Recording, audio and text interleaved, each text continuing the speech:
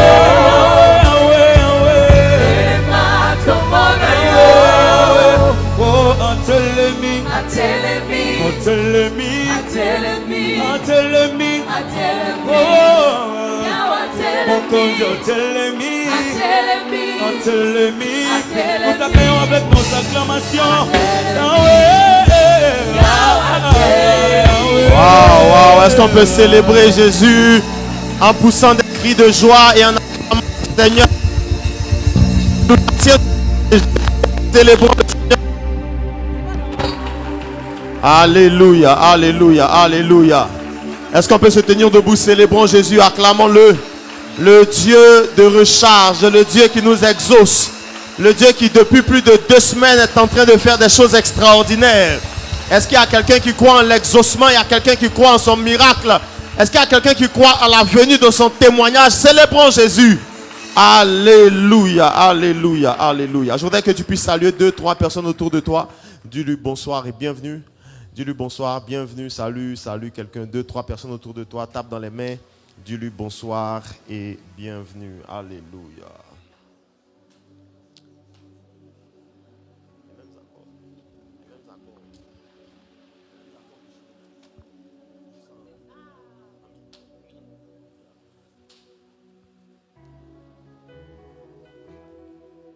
Amen. Bonjour à tous et à toutes. Enfin, bonsoir à tous et à toutes. Ça va? Je voudrais aller très rapidement ce soir pour qu'on puisse clôturer. Permettez-moi, pendant qu'on est debout, d'honorer la vie de mon père et de ma mère qui sont là avec nous ce soir. Célébrons Dieu très fort. Merci papa, merci maman, pour le privilège que vous nous accordez à moi et à tous vos fils de se succéder à ce pupitre pendant Recharge 21. Est-ce qu'on peut célébrer correctement, sérieusement la vie de papa et de maman pour le prix qu'ils payent, pour les efforts, pour le sacrifice? Alléluia. Merci, nous reconnaissons ce que vous êtes dans nos vies. Merci beaucoup pour les conseils, la direction, la prière. Merci pour le privilège que vous nous accordez de nous tenir. Vous savez, moi, j'ai toujours un peu de mal à voir papa célébrer, acclamer. Ce qui me dérange le plus, c'est quand nous on dit « je déclare » et puis papa aussi lève les mains. Mais qu'est-ce que nous on va déclarer sur papa? Papa, vraiment, nous t'aimons très fort. Merci beaucoup, maman. Merci à vous. Que Dieu vous bénisse. Et puis, aidez-moi à célébrer aussi en acclamant très fort tout le leadership de l'église, la Porte des Cieux, Kinshasa, tous les pasteurs, toutes les mamans.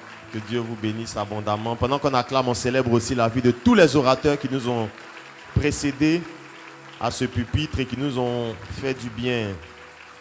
Alléluia. Amen. Est-ce qu'on peut mettre la main droite sur le cœur? On va prier. Dis au Seigneur de te parler ce soir. Élève ta voix, s'il te plaît. Dis-lui ça dans tes propres mots.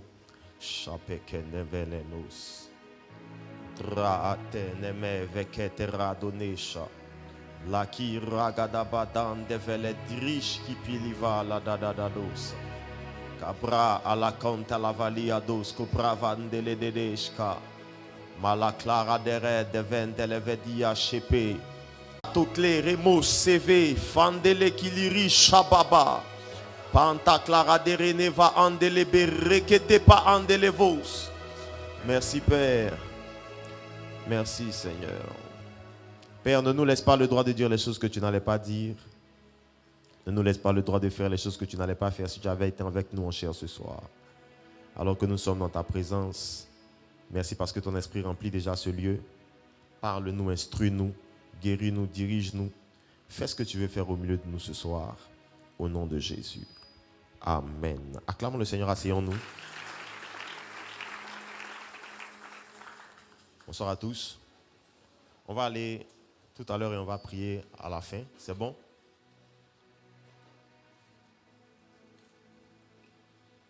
On va aller dans la parole de Dieu et on va terminer avec la prière. Amen.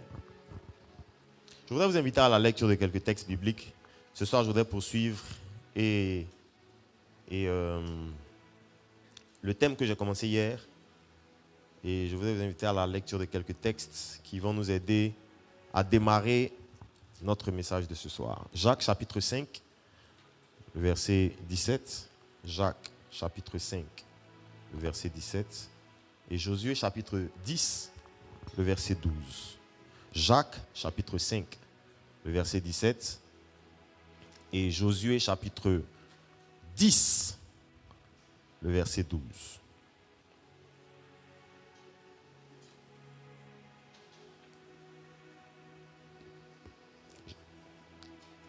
Est-ce qu'on peut m'aider à la lecture, s'il vous plaît?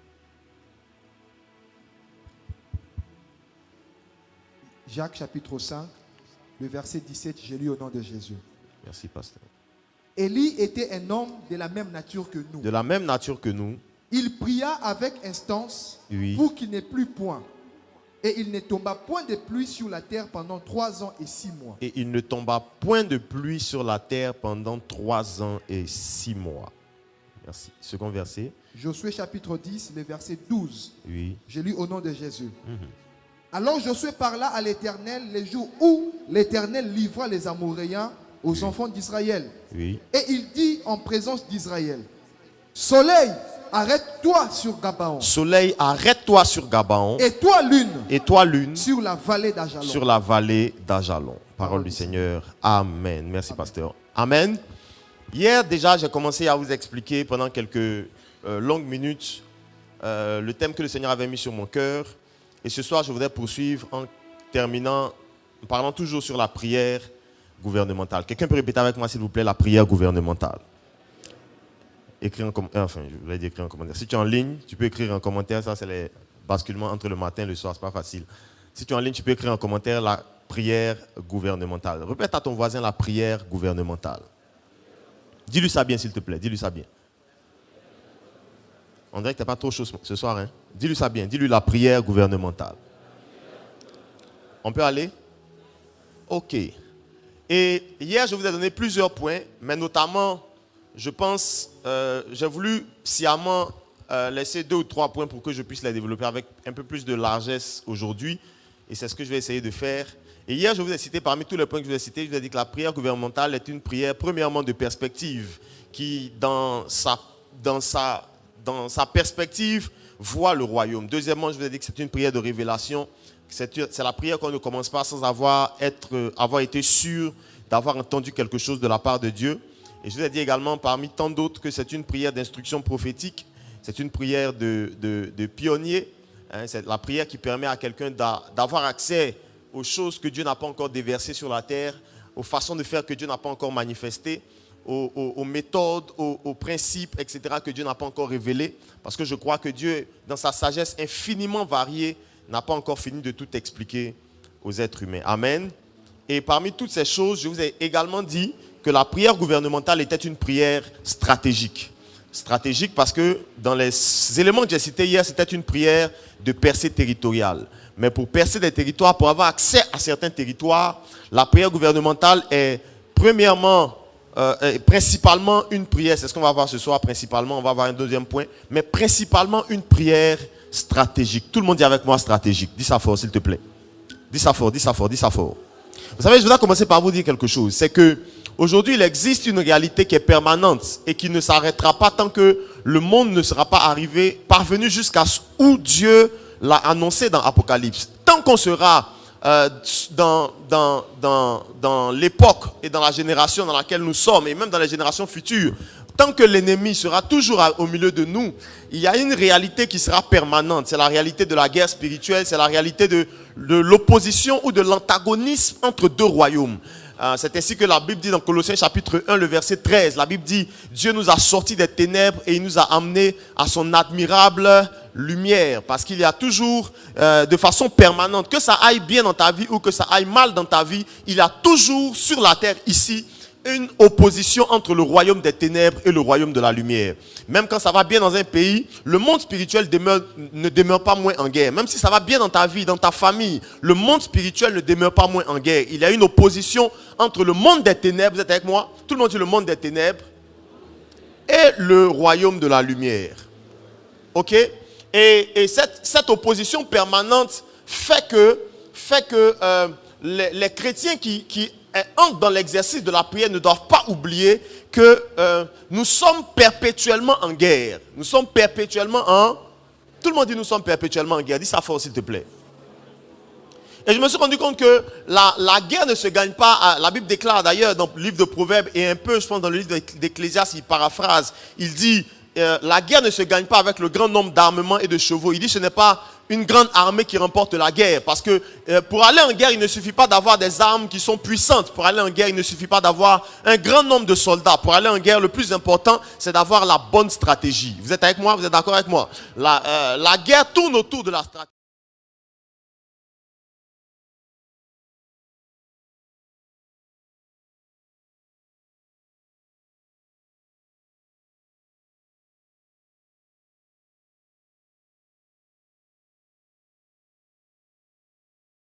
Emmenaient des troupes et conduisaient les troupes sur le champ de bataille. Donc ils avaient en même temps cet aspect politique, génie, intelligence, etc. Mais ils avaient également la capacité de faire la guerre sur le terrain. Et la stratégie, c'est toute la guerre. Si vous manquez la stratégie, vous manquez l'opportunité de remporter les batailles et de gagner la guerre. Et je pense que l'une des clés de la prière, et principalement l'une des clés de la prière gouvernementale, c'est la capacité que nous avons en tant qu'Église. Est-ce que je peux prêcher? Est-ce que tu es là? Fais comme ça, fais comme ça, fais comme ça. C'est la capacité que nous avons en tant qu'Église à non seulement prier, mais prier de façon stratégique. Pour prier de façon stratégique, il y a 2 ou 3 choses qui sont nécessaires. C'est premièrement, il faut savoir observer, lire, regarder les circonstances et l'environnement de la guerre dans laquelle nous sommes. L'environnement du pays, de la ville, de la famille dans laquelle nous sommes. On ne prie pas juste pour prier. Parfois, avant de prier, il faut juste ouvrir les yeux, regarder la famille de laquelle tu es issu, regarder le pays duquel tu es issu, regarder le peuple duquel tu es issu. Il faut avoir un peu de discernement, il faut avoir les yeux ouverts pour avoir la capacité d'observer les problèmes, les difficultés, les obstacles avant de se lever dans la prière. Tout le monde dit la stratégie. Dis ça fort s'il te plaît. Ah, je ne te sens pas en direct, tu n'es pas encore arrivé à l'église. Dis la stratégie s'il te plaît. Dis ça fort.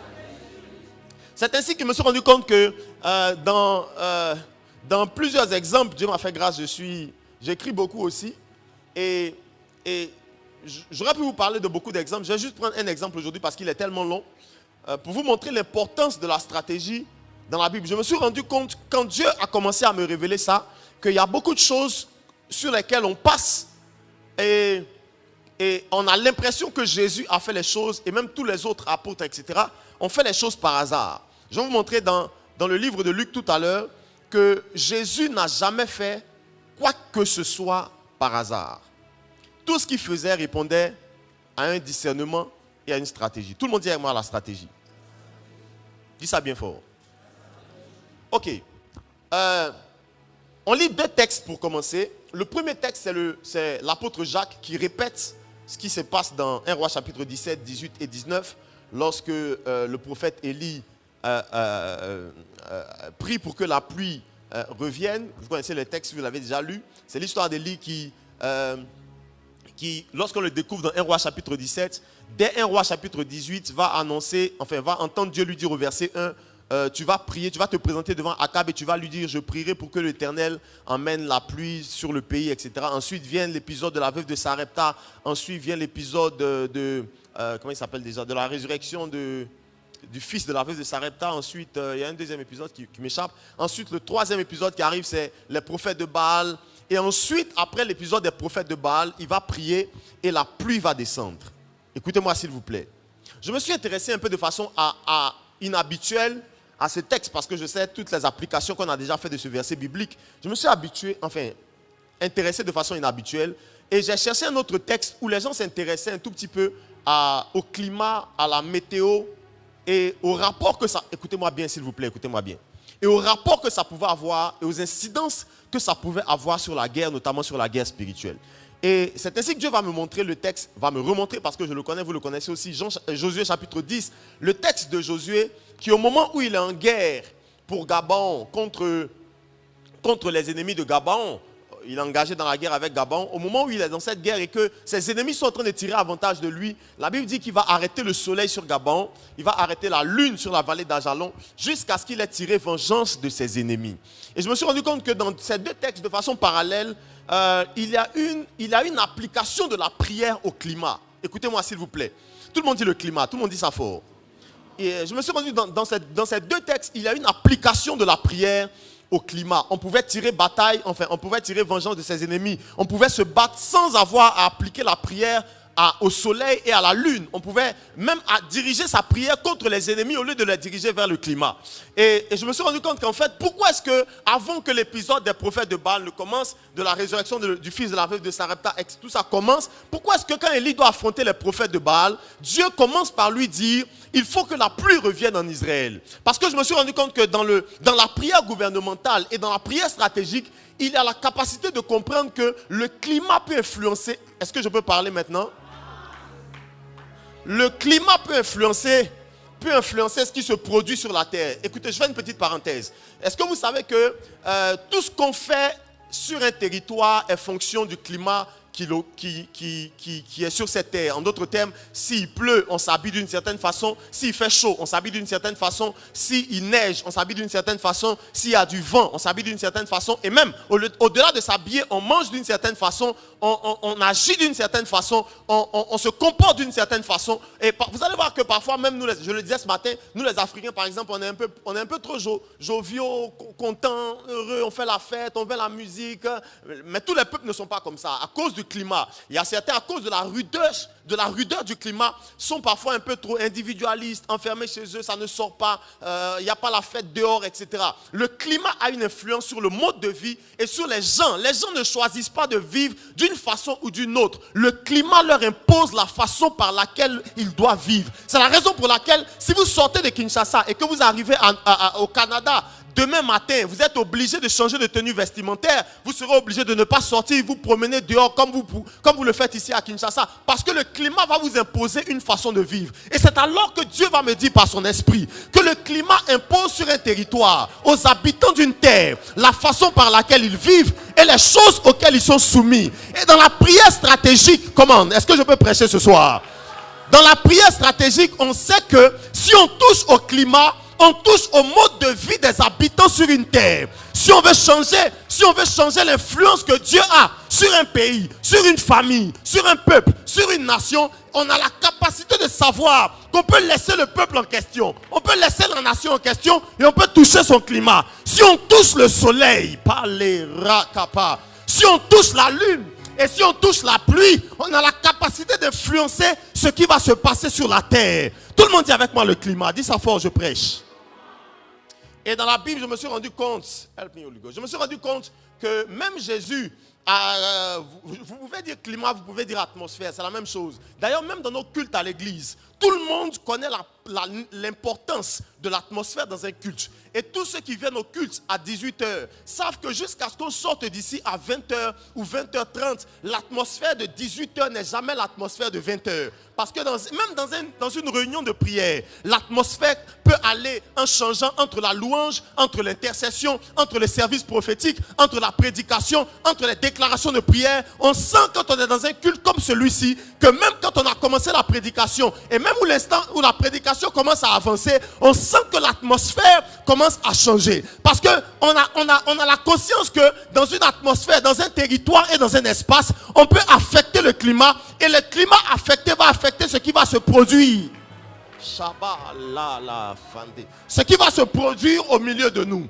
Et c'est la raison pour laquelle Dieu, avant que Élie affronte les prophètes de Baal, va lui dire, il faut que le climat sur la nation change. Si le climat change, et je me suis rendu compte qu'en fait, à la fin du défi qu'il y a entre Élie et les prophètes de Baal, si la nation se tourne vers l'Éternel, c'est parce que la nation, sur le plan spirituel, a changé de la sécheresse à la pluie. Et comme le climat a changé dans l'atmosphère de la nation, après que Élie ait défié les prophètes de Baal, d'ailleurs, leur pouvoir ne répondait pas parce qu'ils opéraient de façon à l'aise, avec une certaine atmosphère au-dessus d'Israël. Mais quand l'atmosphère au-dessus d'Israël change, le pouvoir des prophètes de Baal est paralysé et ils sont eux-mêmes surpris qu'ils invoquent leur Dieu du matin au soir. Je me lève sur l'autel de mon Père et je déclare que les sorciers de ton village, les sorciers de ton pays vont invoquer leur génie du matin au soir.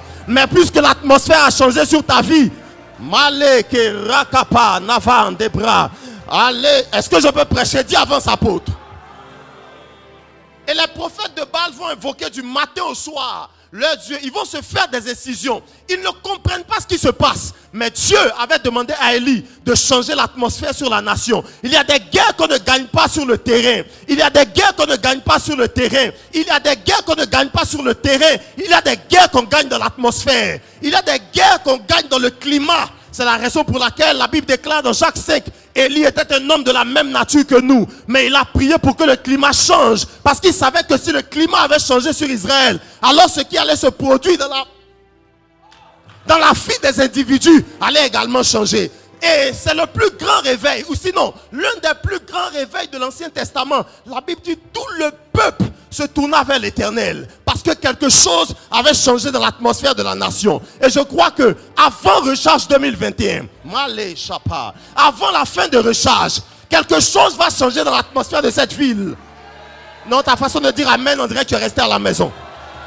Tiens-toi sur tes deux pieds, dis-moi un bon amen s'il te plaît. Amen.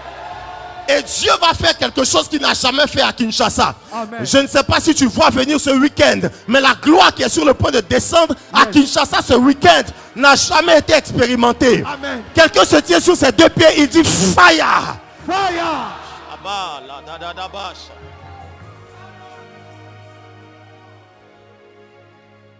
Écoutez, attendez.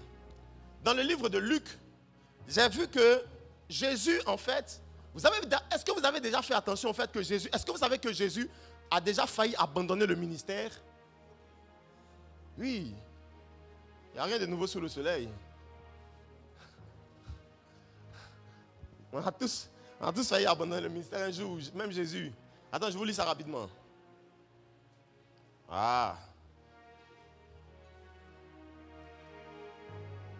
Luc chapitre 9 au verset 41. Jésus avait des collaborateurs difficiles. Il se demandait, mais qu'est-ce que je fais au milieu de ces gens-là?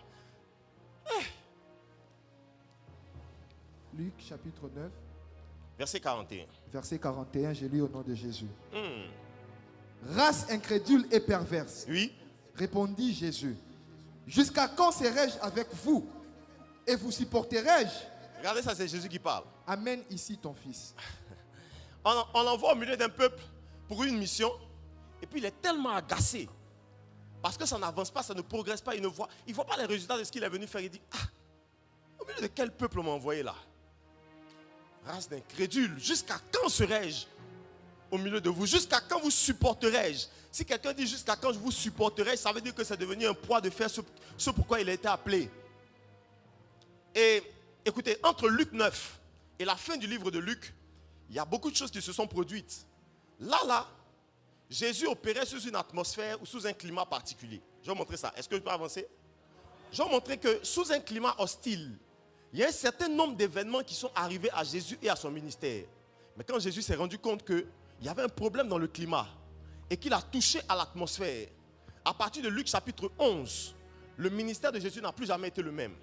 Et même le type d'attaque qu'il a reçu, avant Luc 11, le type d'adversité qu'il a reçu. Vous allez voir que même dans... Je vais vous montrer ça tout de suite. Vous allez voir que même au milieu de ses disciples, il y avait la pagaille. Parfois, il y a la pagaille dans ta maison. Il y a la pagaille dans ton foyer. Il y a la pagaille dans l'église. Parfois, il y a la pagaille dans ton entreprise. C'est juste que tu as au-dessus de toi un climat qui est en train de faire pression sur vous et tu ignores ça. Est-ce que quelqu'un peut dire la prière gouvernementale? Dis ça bien, s'il te plaît. Dis ça bien. On peut aller? Je vais aller doucement. Je vais essayer d'aller doucement. Aide-moi.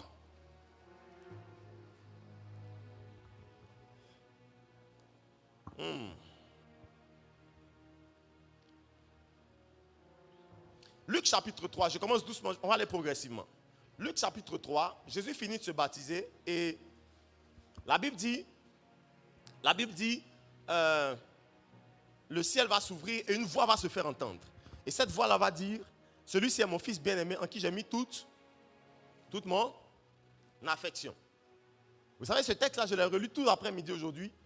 Et puis j'ai demandé à Dieu, mais en fait, tu parlais à qui? Parce que la Bible dit une voix se fit entendre, mais on ne dit pas à qui est-ce que cette voix-là parlait. Une voix se fit entendre et elle dit, celui-ci est mon fils bien-aimé, en qui j'ai mis toute mon... En tout cas, même si on ne lui parlait pas à lui, il y a quelqu'un que ça semblait concerner plus que les autres. Parce que si le peuple qui était là autour du baptême ce jour-là a entendu, je pense que ça ne leur fait rien de savoir que Jésus est le Fils de Dieu. Moi, c'est tout ça. Pas de problème pour eux. Jésus lui-même savait qui il était déjà. Il n'a pas besoin qu'on lui dise à lui-même qu'il est le Fils de Dieu en qui il a mis toute son affection. Jean-Baptiste qui le baptise, lui-même l'a reconnu avant de le baptiser. Il a dit, je ne suis pas digne de délier le courroie de ses lacets, etc. Donc, à qui est-ce que Dieu est en train de s'adresser lorsqu'il ouvre le ciel et qu'il parle sur le baptême de Jésus? Mais du moins, il y a une personne qui s'est sentie plus concernée que les autres, c'est Satan. Parce que Satan, en ayant entendu que celui-là est le fils de Dieu, en qui il a mis toute son affection, la conséquence au chapitre 4, c'est que Satan va venir l'attaquer dans le désert. Et la Bible dit, il essaya de le faire tomber. Parce que s'il entend que quelqu'un est le fils de Dieu, ça veut dire qu'il a la nature de Dieu, il a une nature de sainteté. En fait, Satan venait d'entendre que voici un être humain, l'être humain qu'on lui avait annoncé dans le livre de la Genèse, qui allait écraser sa tête. Et qu'il a cherché pendant tout le temps du livre de la Genèse jusqu'à ce que Jésus naisse. Et qu'il n'a jamais pu trouver. On lui annonce dans Luc 3 que cet être humain est au milieu des hommes, il est sans péché. Et en vérité, on lui dit, il est venu maintenant, il est prêt à venir te détruire. Et dès lors qu'il entend que le Fils de Dieu est là, Satan se met en mouvement et il vient l'attaquer à la sortie de son jeûne dans Luc chapitre 4. Il lui présente tous les royaumes de la terre. L'objectif est que Jésus pêche et que Jésus devienne un être humain avec un péché comme tous les autres. Et alors dans Luc chapitre 4, je me rends compte qu'en fait, dans Luc chapitre 3, Dieu était en train de parler. Dis à ton voisin, Dieu est en train de parler à quelqu'un. Ok. Mais il y a une chose dans Luc chapitre 4 qui m'a vraiment étonné. C'est le verset 13. Le verset 13, il dit ceci. Après que Jésus ait triomphé de la tentation, suivez-moi bien s'il vous plaît. Après que Jésus ait triomphé de la tentation, il dit, après l'avoir tenté de toutes ses manières, le diable s'éloigna de lui jusqu'au moment favorable. Ça veut dire qu'il s'est retiré en disant, j'ai perdu une bataille, je n'ai pas perdu la guerre. Il s'est retiré en disant, je pars, mais je reviendrai au bon moment pour frapper. Quand on lit le texte au verset 13, on a l'impression que le bon moment, c'est quand le diable essaie de revenir frapper dans le jardin de Gethsémane, et il essaie de clouer Jésus à la croix. Mais écoutez les amis, le diable n'a pas attendu si longtemps que ça. Dans le chapitre suivant, le diable a saisi la première occasion pour essayer de s'attaquer à Jésus. Et quand il dit cette parole, quand il dit cette phrase, il est en train de dire qu'à partir de cet instant, je ne te laisserai pas la paix jusqu'à ce que je t'ai eu. Est-ce que je peux avancer un peu? Regardez. Et dès lors, les problèmes de Jésus commencent. Luc chapitre 4, dès le verset 22. Quelqu'un peut m'aider avec le verset 22? Dès le verset 22, regardez, les problèmes de Jésus vont commencer. Dès le verset 22. Suivez bien. Verset 22, je lis au nom de Jésus. Et tous lui rendaient témoignage. Oui. Ils étaient étonnés des paroles de grâce qui sortaient de sa bouche. Donc tout le monde rendait bon témoignage de lui. Jésus commence son ministère, il commence à prêcher après son baptême. Tout le monde, en tout cas son premier auditoire, rend un bon témoignage de lui. Dans les versets suivants, verset 28, va au verset 28 et 29 s'il te plaît. Dès qu'il commence à prêcher, regardez ce qui se produit dans le ministère de Jésus. Ils furent tous remplis de colère dans la synagogue Oh, lorsqu'ils entendirent ces choses. oh.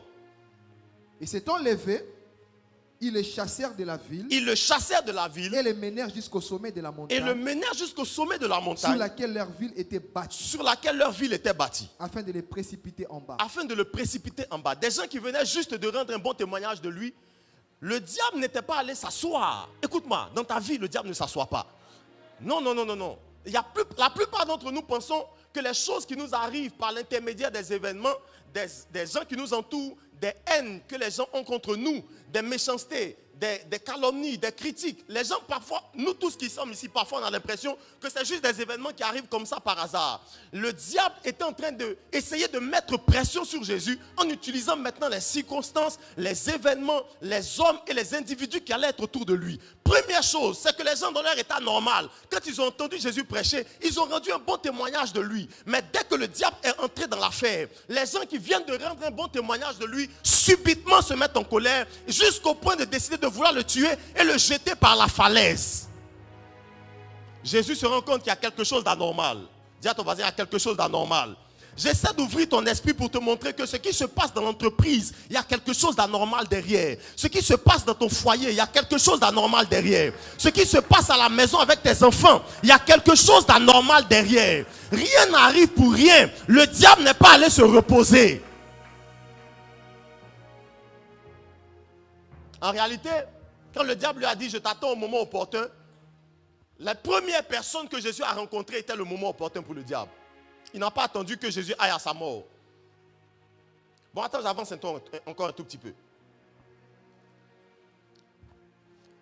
Le verset 31 jusqu'au verset 34, la Bible dit « Et il descendit dans la ville de Capernaum, ville de Galilée, il enseignait le jour du sabbat, on était frappé de sa doctrine, car il parlait avec autorité. Il se trouvait dans la synagogue un homme qui avait un esprit de démon, etc., etc. Et il s'écria d'une voix forte, « Ah, qu'y a-t-il entre toi et moi, Jésus de Nazareth? Tu es venu pour nous prendre, je sais qui tu es le Fils, le Saint de Dieu. » Jésus donc chasse un démon et au verset 41, écoutez-moi, suivez bien s'il vous plaît. Les démons aussi sortent de beaucoup de personnes en criant et en disant « Tu es le Fils de Dieu », mais il les menaçait et ne leur permettait pas de parler parce qu'il savait qu'il était le Christ. Il emmène des hommes qui se fâchent contre lui, il emmène des démons et ensuite il va emmener une des adversités les plus coriaces que Jésus a connues. Ensuite, ce sont les pharisiens. Tout le monde dit les pharisiens.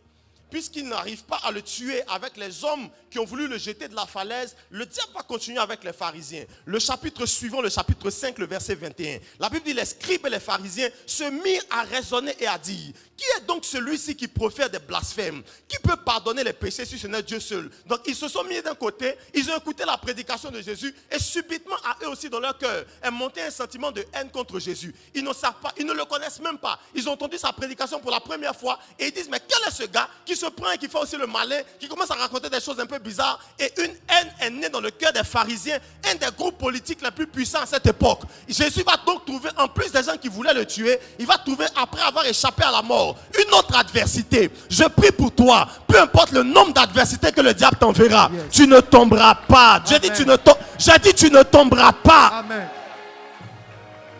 Et Jésus va rencontrer donc l'une de ses adversités de son ministère les plus farouches. Ils vont commencer à le surveiller de près, surveiller ses messages. Vous savez, moi je crois qu'il y a quelque chose de diabolique quand on se met à surveiller les messages d'un homme de Dieu pour chercher des erreurs. Il y a quelque chose de diabolique dedans.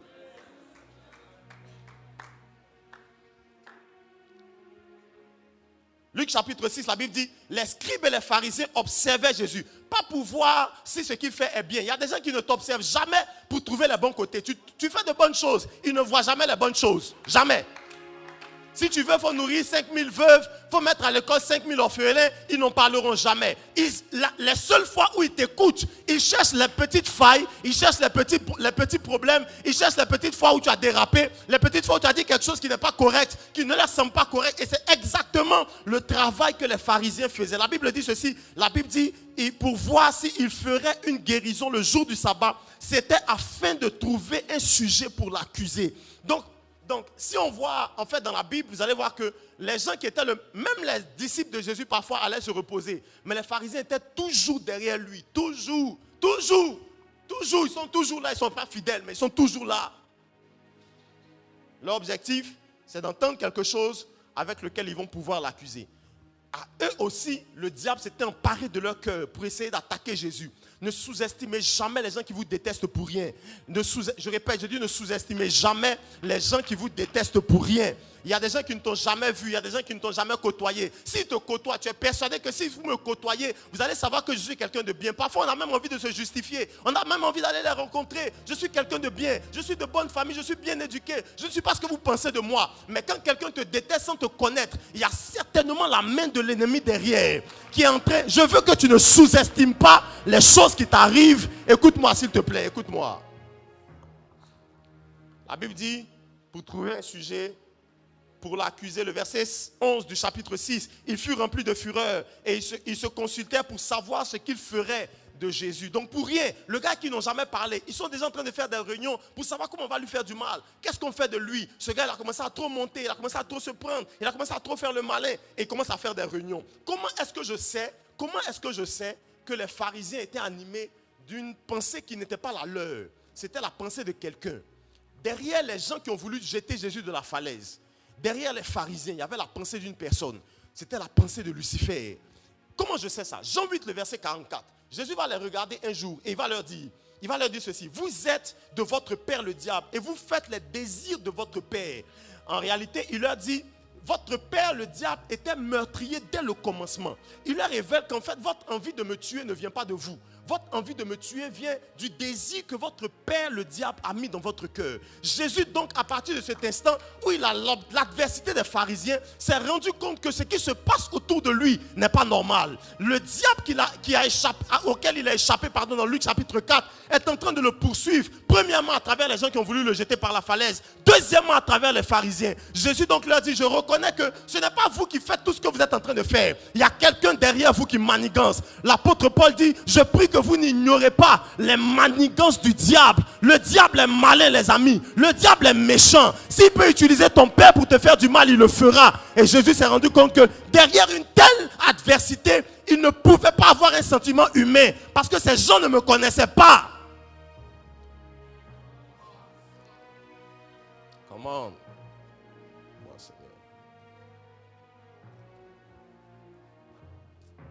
Et les problèmes de Jésus ne vont pas s'arrêter là.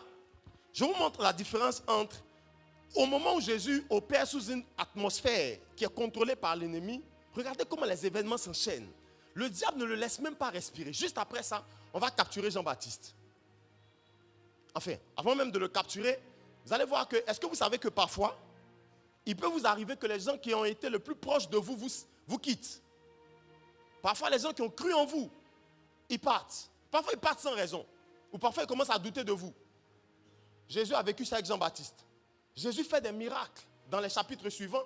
Et Jean-Baptiste, à un moment donné, quand on va lui rapporter tous les miracles de Jésus, là, je suis au chapitre 7, au verset 17, 18 et 19. Principalement au verset 19. Jésus, il va envoyer 2 hommes vers Jésus et puis il va lui dire, est-ce que tu es celui qui doit venir ou devons-nous en attendre un autre? Jean-Baptiste, tout le monde dit Jean-Baptiste. Là, j'ai lu, je me suis dit vraiment le diable allait loin. Le gars qui est né pour annoncer Jésus doute de celui pour qui il est né.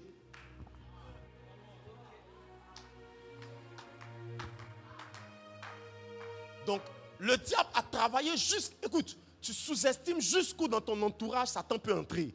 Tu sous-estimes.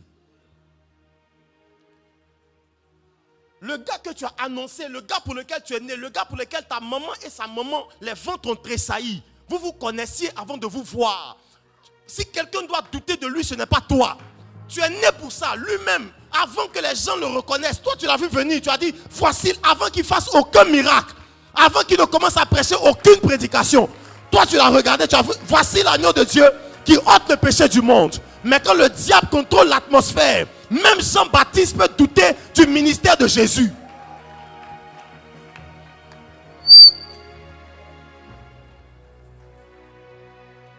Je me suis rendu compte que les amis, les combats qu'on a parfois dans nos ministères ne sont pas des combats naturels. Parfois les gens s'en vont, on est juste dans un sentiment naturel, on se dit, ah il est parti, lui là, il va regretter. Ah, elle est partie. Non, aujourd'hui c'est toi qui me combats. Derrière ça, il y a la main de quelqu'un. Et Jésus avait compris que si on arrive au point où Jean-Baptiste veut douter de moi, c'est que l'histoire est grave. L'histoire est grave. Et il ne va pas s'arrêter là. Dis à quelqu'un, il ne va pas s'arrêter là. Puisque ça ne va pas marcher, ça ne va pas arrêter Jésus, il va aller jusqu'au chapitre 8 à commencer à manipuler la nature. Vous savez, le verset où Jésus parle à la tempête, où il la menace, en réalité, si c'était un vent naturel, Jésus ne l'aurait pas menacé. Le verbe menacer signifie qu'il a réprimandé le vent. Si le vent était naturel, Jésus ne le réprimande pas. Est-ce que vous êtes avec moi? Il le calme, mais il ne le réprimande pas. S'il le réprimande, ça veut dire que le vent a été utilisé par quelqu'un d'autre pour faire quelque chose qu'il ne devait pas faire. Donc Jésus calme, il calme, parce que le texte est clair. Il calme le vent et la tempête et il réprimande le vent. En d'autres termes, pourquoi toi, face à moi qui t'ai créé, tu te laisses utiliser par lui? Il savait que...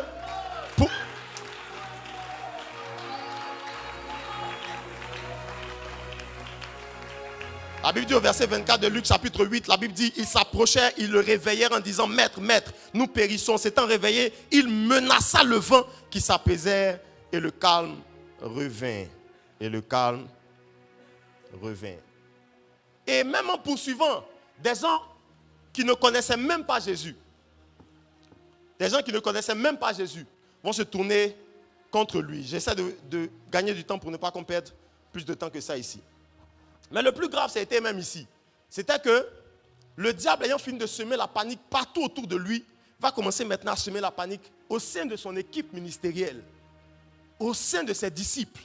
La pagaille va commencer au sein des disciples de Jésus. Luc 8, Luc 9, la pagaille va... Tout le monde dit la pagaille. Je vous montre un ou deux exemples rapidement. Ah, Seigneur.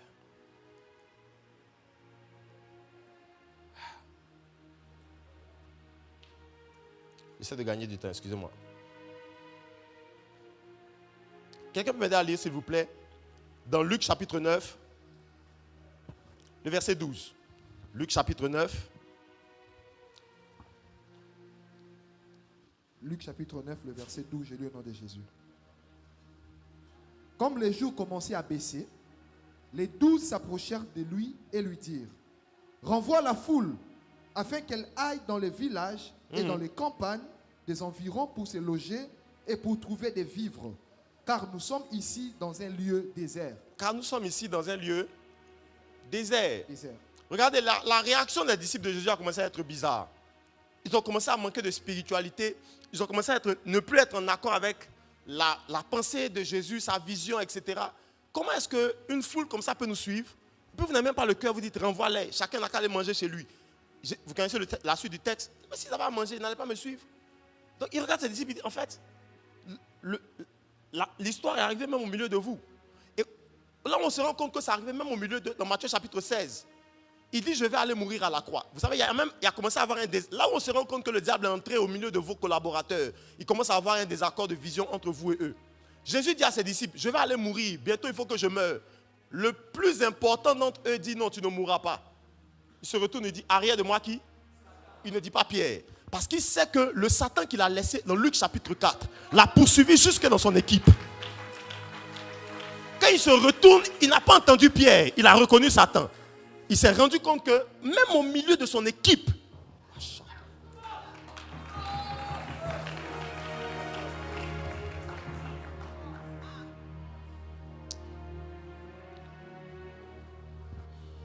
je vous dis tout ça pour ne pas que vous sous-estimez le diable.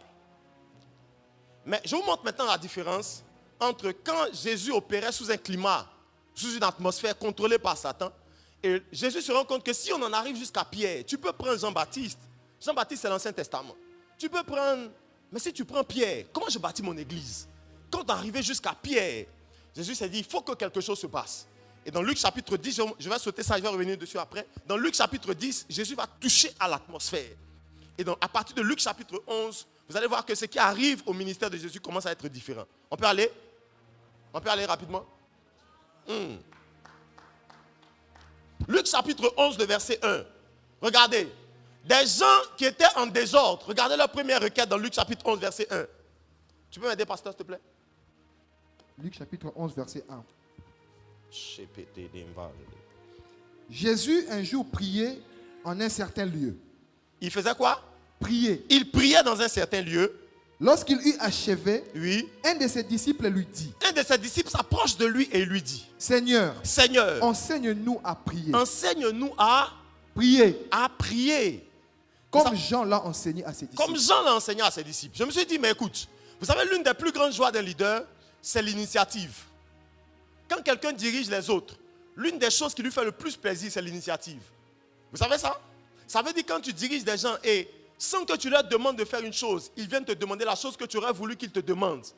Il y a très peu de choses qui font plaisir à un leader comme ça. Et Jésus se retourne et dit, mais les gars qui étaient en pagaille tout à l'heure, j'ai prié combien de fois devant eux? Parce qu'ils ne venaient pas de se rencontrer. Jésus avait certainement déjà prié plusieurs fois. Il avait certainement plusieurs fois déjà vu prier. Mais à ce jour-là, quand Luc chapitre 10 finit, Luc chapitre 11, premier signe que Jésus observe, c'est que les disciples commencent à avoir de l'initiative et ils veulent même apprendre à prier comme lui. Ils se rendent compte que quelque chose a changé. Écoutez-moi s'il vous plaît. Deuxième chose, c'est que vous allez voir qu'entre Luc chapitre 4 ou bien 5 et Luc chapitre 9, Jésus a eu affaire à au moins 4 ou 6 démons à chasser. Mais à partir de Luc chapitre 11, jusqu'à la fin du livre de Luc, je pense chapitre 22, 23, je ne sais plus où ça s'arrête exactement, 24, voilà, merci papa. Luc chapitre 24, il n'y a eu que 2 démons dont l'un était muet. Il n'a même pas parlé.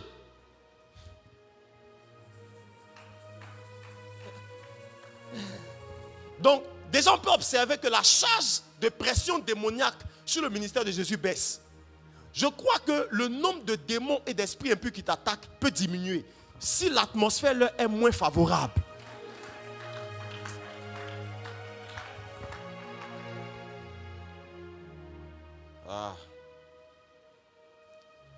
Troisième signe, c'est que alors que Jésus prêchait avant et les gens qui l'écoutaient voulaient le tuer ensuite, le troisième signe, c'est que maintenant, une multitude de gens commencent à suivre le ministère de Jésus. On peut lire ensemble dans Luc chapitre 11, à partir du verset 14. La Bible dit, la multitude s'émerveillait et la foule, ça va, pour aller vite, on ne va pas lire, et la foule s'augmentait. Donc, après près de 8 chapitres, ou après près de 6 chapitres, où le peu de gens qui ont voulu le suivre se sont retournés contre lui et ont voulu le tuer, à partir du chapitre 11, la Bible dit la foule commence à suivre le ministère de Jésus et les gens ne s'arrêtaient pas de s'augmenter dans son ministère. Je crois que l'augmentation aussi, un des signes que le diable a lâché prise. Que Dieu t'augmente, dis-moi amen. Que Dieu augmente tes finances. Que Dieu augmente le nombre de tes entreprises. Que Dieu augmente le nombre de tes fidèles. Dis-moi amen, dis-moi amen. Quand Jésus comprend ça, quand il voit ces différents signes arriver, Jésus va prendre l'initiative. Il va commencer donc à prendre le devant parce qu'il sait que quelque chose a changé dans la guerre spirituelle. Il sait que les pressions que l'ennemi mettait sur lui ont commencé à baisser. Jésus va donc prendre l'initiative et vous allez voir qu'à partir du chapitre 17, je saute un peu pour qu'on puisse aller loin et que je puisse vous dire des choses que j'ai envie de dire. Dans Luc chapitre 17 au verset 5, vous allez voir que le nombre de gens qui s'accrochent au ministère de Jésus va commencer à augmenter de plus en plus. Luc chapitre 17 verset 5, vous allez voir aussi dans Luc chapitre 18 au verset 15, je vous lis ça rapidement. La Bible dit, laissez venir à moi les petits enfants, ne les empêchez pas car le royaume de Dieu leur appartient à ceux qui leur sont semblables. En vérité, je vous le dis, quiconque ne reçoit pas le royaume de Dieu comme un petit enfant n'y entrera pas. Donc il y a tellement de gens que même les enfants arrivent et il fait des illustrations sur comment est-ce que les enfants sont symboles, etc., etc. Les gens ont commencé à arriver. Je prie qu'il y ait de l'affluence auprès de tes commerces, de l'affluence dans ton business. Tu ne me dis pas amen.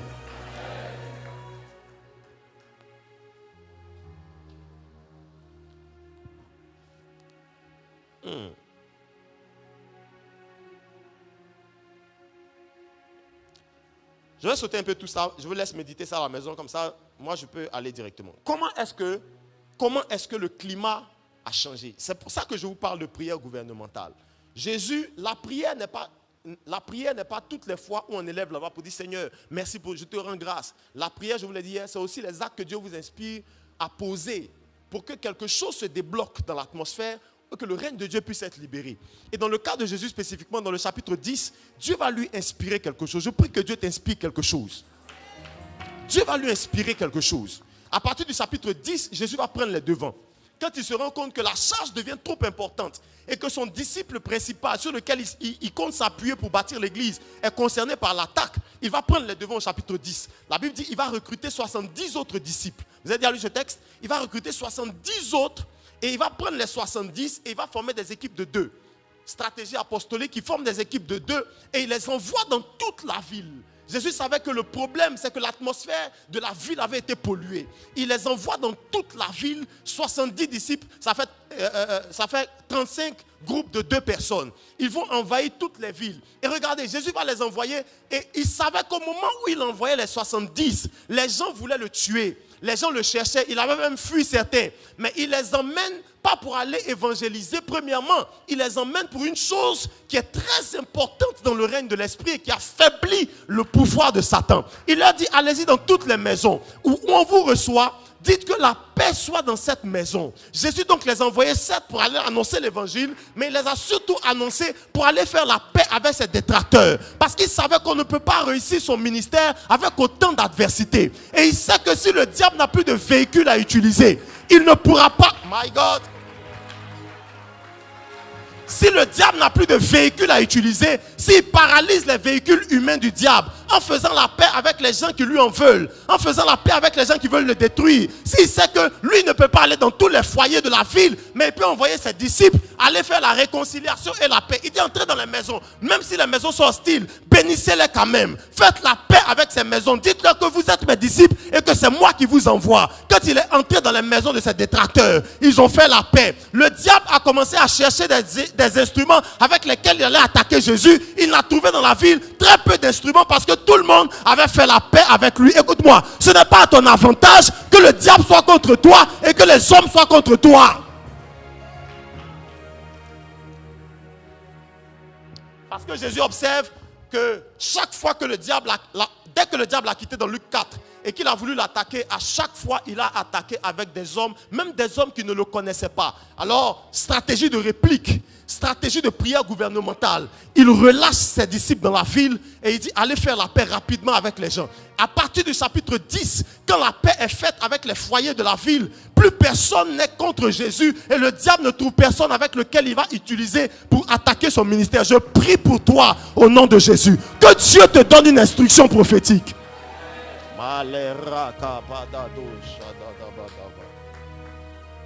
C'est ainsi qu'on lit ce texte rapidement qu'on va lire. Luc chapitre 10, le verset 17, il dit « Et les 70 revinrent avec joie en disant « Seigneur, même les démons nous sont soumis en ton nom. » Mais avant ceci, ils disent au verset 1, après cela, après quoi? Quand la Bible commence un chapitre par après cela, ça veut dire qu'il lit ce qui va se produire maintenant à ce qui s'est produit jusqu'à présent. Il dit donc après tout ce qui s'est passé dans le ministère de Jésus. C'est ainsi que par exemple, quand David a couché avec la femme d'Uri, quand il a tué Uri, etc., le chapitre 2 Chroniques, je pense, chapitre 13, je ne sais plus, commence là où son fils doit violer sa sœur. Le chapitre commence par après cela. Donc ça veut dire que c'est la conséquence de tout ce que David a commis comme acte d'impudicité, de meurtre, etc. Quand la Bible commence donc par après cela, il lit donc le chapitre qui commence au chapitre précédent, au pluriel, qui se sont produits avant ça. Il dit donc après cela, le Seigneur va désigner, donc Jésus désigne 12 hommes, enfin 70 hommes, et il les envoie 2 à 2 devant lui dans toutes les villes et dans tous les lieux où lui-même devait aller. Il s'est rendu compte que quand il allait lui-même dans un endroit, l'adversité du diable était tellement, il avait tellement possédé les cœurs que s'il allait là-bas, on allait le détester. Il dit dévancez-moi, préparez le terrain, faites la paix avec les familles. Quand j'arrive, la paix est déjà là et le diable est paralysé, il ne peut pas attaquer parce que les gens sont déjà avec moi. Il va les envoyer donc 2 à 2, la Bible dit, et avant d'aller où lui-même devait aller. Verset 2, la moisson est grande, leur dit-il, etc., etc. Et au verset 3, il sait de quoi il est en train de parler. C'est pour ça qu'au verset 3, il leur dit, je vous envoie comme des brebis au milieu des loups. Parce qu'il sait que là où ils s'en vont au milieu de gens qui lui sont hostiles. Il dit, allez-y, je vous envoie comme des brebis au milieu des loups. Il dit, ne portez ni bourse, ni sac, ni souliers, ne saluez personne en chemin. Dans quelque maison que vous entriez, dites d'abord que la paix soit sur cette maison.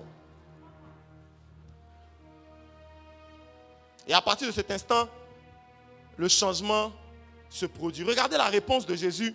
Lorsque les disciples vont lui dire, ils vont lui faire le rapport de leur mission. Au verset 17 que j'ai commencé par lire, ils disent, quand on va là, même les démons nous sont soumis. Et au verset 18, quelqu'un peut vérifier avec moi le verset 18? Jésus va leur répondre. Jésus leur répondit. Je voyais Satan tomber du ciel comme un éclair. Il leur dit en fait, les démons vous sont soumis parce que une fois que vous êtes entrés dans les maisons, on a paralysé son système. Et quand vous étiez en train de venir, moi j'ai vu Satan tomber du ciel comme un éclair. Son pouvoir a été paralysé. Il a libéré l'atmosphère et maintenant le climat est favorable. On peut prospérer sur la terre. Je prie, peu importe les domaines de ta vie que Satan a attaqué. Après recharge 2021, je vois la main de l'ennemi libérer l'atmosphère. Dis à ton voisin, libérer l'atmosphère. Come on. Assieds-toi 2 minutes, assieds-toi. Il dit donc, ce qui vous arrive est le résultat de la stratégie de prière qu'on vient d'appliquer. Quand vous êtes entré dans les maisons, moi j'ai vu Satan tomber du ciel comme un éclair. Yes. Bref, je vous épargne tout mon livre. Vous savez, moi je crois que le diable peut libérer une ville, le diable peut libérer une famille, le diable peut libérer un quartier. Le diable n'est pas obligé d'avoir une main mise sur ce qui nous appartient. Le diable peut complètement libérer un quartier, une famille, un foyer. Tu ne dis pas amen. Complètement. C'est ainsi que la Bible dit ceci. Merci Saint-Esprit. Mais avant de vous dire ça, je pense que papa l'a prêché il y a quelques jours, la première semaine, je pense, sur le pardon. Parfois on néglige on surestime le pouvoir de la prière, etc. On néglige le pouvoir du pardon. La paix, c'est un pouvoir. C'est pour ça que j'ai commencé en vous parlant de l'atmosphère et du climat. Il y a un climat dans lequel le diable ne peut pas prospérer. Dans un climat de haine, de déchirure, d'antagonisme, où les gens s'attaquent, se déchirent, le diable prospère. Dans un climat de paix, Jésus sait que dans un climat de paix, le diable n'a aucun instrument à utiliser. Si tu es en paix avec quelqu'un, comment il l'utilise? Et il sait qu'il aurait passé des heures à prier, des jours à jeûner. La charge climatique qui était sur la ville, tant qu'elle n'avait pas été cassée par la paix, la charge là n'allait pas empêcher le diable de continuer à attaquer son ministère. Et il sait que la seule chose c'est pour ça que parfois, hier je vous ai dit que la prière, ce n'est pas répéter des mots. Ce n'est pas jeûner pendant de longues semaines forcément. C'est entendre la voix de l'esprit, discerner ce qui se produit dans la guerre et savoir comment est-ce qu'on répond. On appelle ça la prière. Tout le monde dit avec moi la prière stratégique. Dis ça bien fort. Est-ce que je peux aller vers la fin?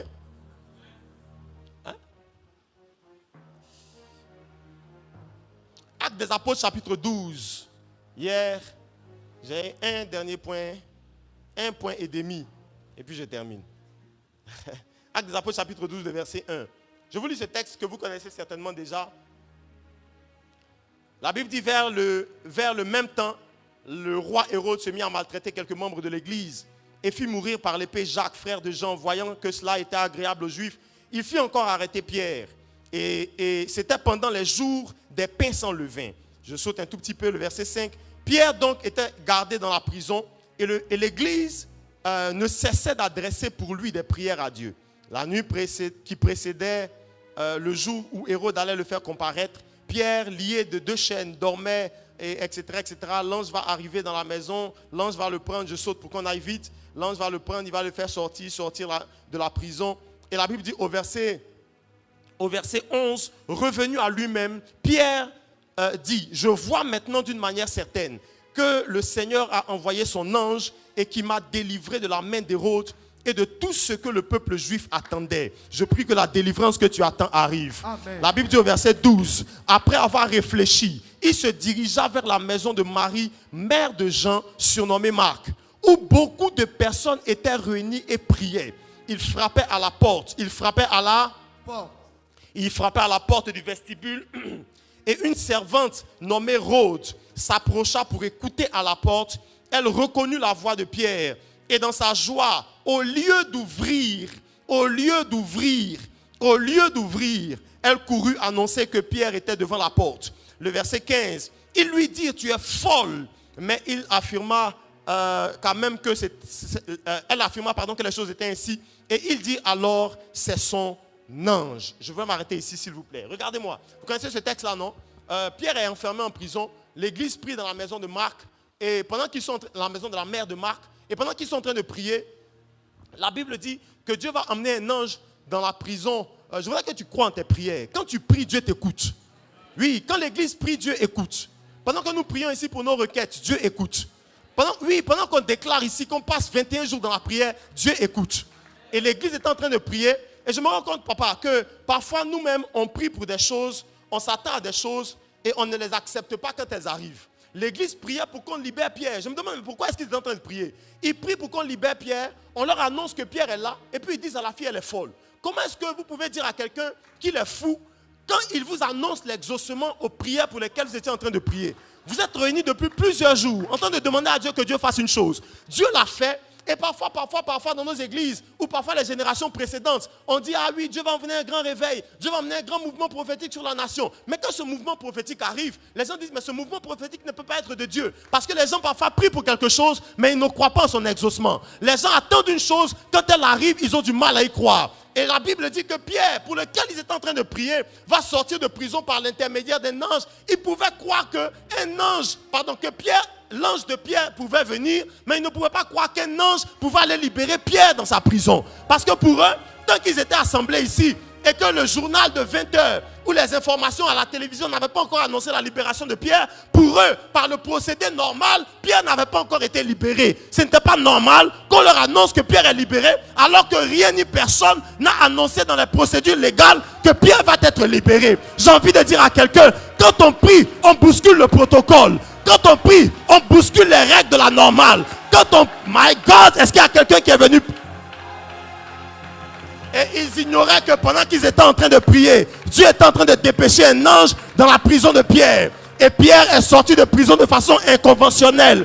Il les a retrouvés à la maison. Il a tapé à la porte. Mais le problème de ce texte, le problème que j'ai avec ce texte se trouve à l'instant où Pierre tape à la porte. Et la Bible précise qu'au lieu que ce soit quelqu'un qui est aguerri, quelqu'un qui est spirituellement mature, au lieu que ce soit quelqu'un qui est mature, qui a du discernement, quelqu'un qui a de la lecture pour comprendre les choses spirituelles, c'est une servante qui va ouvrir la porte. Comment une servante, comment quelqu'un qui n'est même pas de la maison, comment quelqu'un qui n'est même pas spirituellement aiguisé peut aller ouvrir la porte alors que nous sommes en train de prier pour que Pierre sorte de prison? Si j'atteins un exaucement, je fais attention à qui j'envoie à la porte. Et voici une église qui est en prière, mais qui ne veille pas sur la porte par laquelle l'exaucement à la prière va arriver. Écoutez-moi s'il vous plaît. Le problème en tant qu'apôtre, le problème que j'ai avec nos églises, c'est qu'on prie à l'église, mais Dieu n'exauce pas les prières de l'église à l'église. Si vous laissez la porte de la ville entre les... My God, est-ce que je peux prêcher?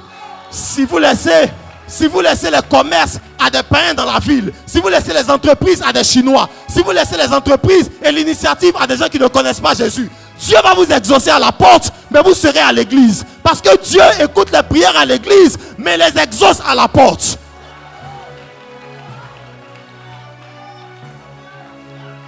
Et le problème de cette église rassemblée dans cette maison, c'est qu'on priait pour quelque chose et l'exaucement à la prière devait venir. En réalité, on devait avoir quelqu'un qui veille à la porte. Quelqu'un qui, écoutez-moi, moi j'ai une lecture un peu particulière du ministère de l'intercesseur. Je crois que les intercesseurs ont une double face. Il y a les intercesseurs qui se tiennent aux brèches spirituelles, parce que l'église connaît les brèches spirituelles, les portes spirituelles par lesquelles on appelle les choses à l'existence. Mais l'église ne connaît pas les intercesseurs qu'on doit placer aux portes naturelles. Le problème de cette église, ils avaient des gens à la brèche spirituelle. Ils ont entendu le bruit de la porte, mais personne n'est allé à la porte naturelle.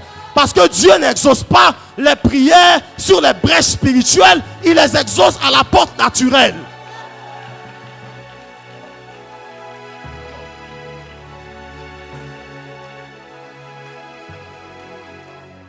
Et c'est ainsi que la petite servante, la Bible précise, la petite servante, on aurait pu dire une petite fille est allée ouvrir la porte. On aurait pu dire quelqu'un est allé ouvrir la porte. La Bible veut nous faire remarquer que celle-là n'était pas suffisamment qualifiée pour se tenir au poignet de la porte. Elle pouvait entendre, elle pouvait reconnaître, mais elle n'avait pas le mécanisme pour ouvrir. C'est pour ça que la Bible va plus loin en précisant, au lieu d'ouvrir la porte, elle laissa la porte fermée et elle retourna l'annoncer aux gens qui priaient. Écoutez, le problème de cette église, c'est qu'on ne met pas n'importe qui à la porte. Si on attend que Dieu nous exauce, on doit veiller à mettre à la porte des gens qui sont spirituels, des gens qui sont aiguisés.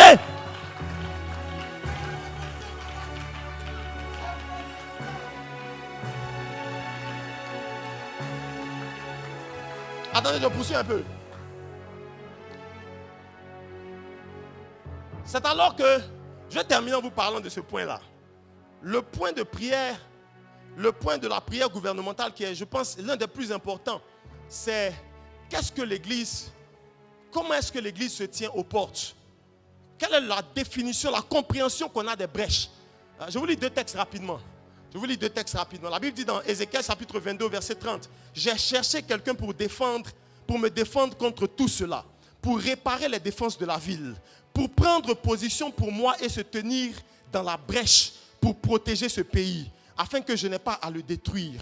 Mais je n'ai trouvé personne. » Je crois que Dieu n'a pas trouvé, Dieu a trouvé des gens en prière, mais Dieu n'a pas trouvé des gens ailleurs. Il dit, pour réparer les défenses de la ville, pour se tenir à la brèche et pour protéger ce pays, mais je n'ai trouvé personne. Ésaïe 59, le verset 16. Il voit qu'il n'y a pas d'homme. Il s'étonne de ce que personne n'intercède. Il s'étonne de ce que personne n'intercède. Psaume chapitre 127, le verset 1. Cantique des degrés de Salomon. Si l'Éternel ne bâtit la maison, celui qui l'a bâti, travaille en vain. Et si l'Éternel ne garde la ville, celui qui la garde la ville en vain. Je vais vous terminer en vous parlant de ce que moi j'appelle les gardiens de la ville. Dans la prière gouvernementale, il y a des gens, il y a cet aspect de gardien de ville. Il y a des gens que Dieu utilise pour emmener et pour exaucer les prières, qui se tiennent à une position spécifique, aux portes des villes. Tout le monde dit avec moi, aux portes des villes. Dis avance apôtre. Aide-moi Seigneur. Aux portes des villes, qui se tiennent spécifiquement aux portes des villes. Parce qu'il y a des choses qui arrivent dans nos pays parce que l'Église n'a pas pris sa place. L'Église n'a pas pris sa place au sens de la mentalité, mais l'Église n'a même pas pris sa place au sens du positionnement. Au sens de la mentalité, l'Église croit que, la plupart d'entre nous croyons que l'Église est une ONG, une association cultuelle. Les amis, l'Église n'est pas une association cultuelle. L'Église n'est pas une ONG. L'Église n'est pas une organisation humaine. L'Église, c'est la représentation diplomatique du royaume de Dieu sur la terre. L'Église est une institution légale. L'Église est une institution politique. Nous ne sommes pas là pour blaguer, pour nous amuser ou pour nous distraire. Nous ne sommes pas là pour occuper les heures perdues des gens qui habitent dans la ville. Allez-y au travail et à la descente, venez à l'église. Non, nous sommes là pour réguler la ville. Quand Dieu nous place dans une ville, il nous place dans la ville pour que nous soyons à la porte. Pour qu'on décide ce qui entre dans la ville et ce qui sort de la ville. Ce qu'on accepte dans la ville et ce qu'on refuse dans la ville. C'est ainsi que lorsqu'il donne l'autorité apostolique à Pierre, il lui dit, tu es Pierre et sur toi Pierre je bâtirai mon église. Les portes du séjour des morts ne prévaudront pas contre toi. Je te donne le pouvoir. Tout ce que tu lieras sur la terre sera lié dans le ciel. Tout ce que tu délieras sur la terre sera délié dans le ciel. Parce que Dieu donne à son église l'autorité gouvernementale de dire non à l'homosexualité, de dire non à la drogue, de dire non à la pédophilie, de dire non aux agressions, de dire non au banditisme. Ce n'est pas la politique qui doit le faire. C'est l'église qui doit se lever. Touche ton voisin, dis-lui, Dieu nous attend à la porte. Quand Dieu a fait Adam et Ève, regarde le commandement qu'il donne à Adam et Ève. Il dit dans le chapitre 3, verset 15, il dit, je te mets dans le jardin, au chapitre 2, le verset 15, pour que tu le cultives et que tu le gardes. Parce que tous ceux que Dieu établit en position d'autorité gouvernementale ont un rôle de gardien. Si la ville va mal, c'est à cause de nous. Si le pays va mal, ce n'est pas à cause du président, ce n'est pas à cause du député, ce n'est pas à cause du maire. C'est parce que l'église a laissé quelqu'un d'autre aller à la porte. Dis à ton voisin, Dieu nous attend à la porte. Dans la prière gouvernementale, on comprend que la prière n'est pas seulement des mots qu'on répète. La prière est une position qu'on prend sur le territoire. Dieu nous a appelés pour diriger, pour régner, pour imposer le règne de Dieu. Si quelque chose n'est pas conforme à la volonté de Dieu, on a le droit, et je dirais même plus loin, on a le devoir de se lever et de refuser. Nous refusons qu'il y ait autant de femmes qui fassent des avortements aussi facilement. Dis à ton voisin, Dieu nous attend à la porte. Dis-lui ça s'il te plaît.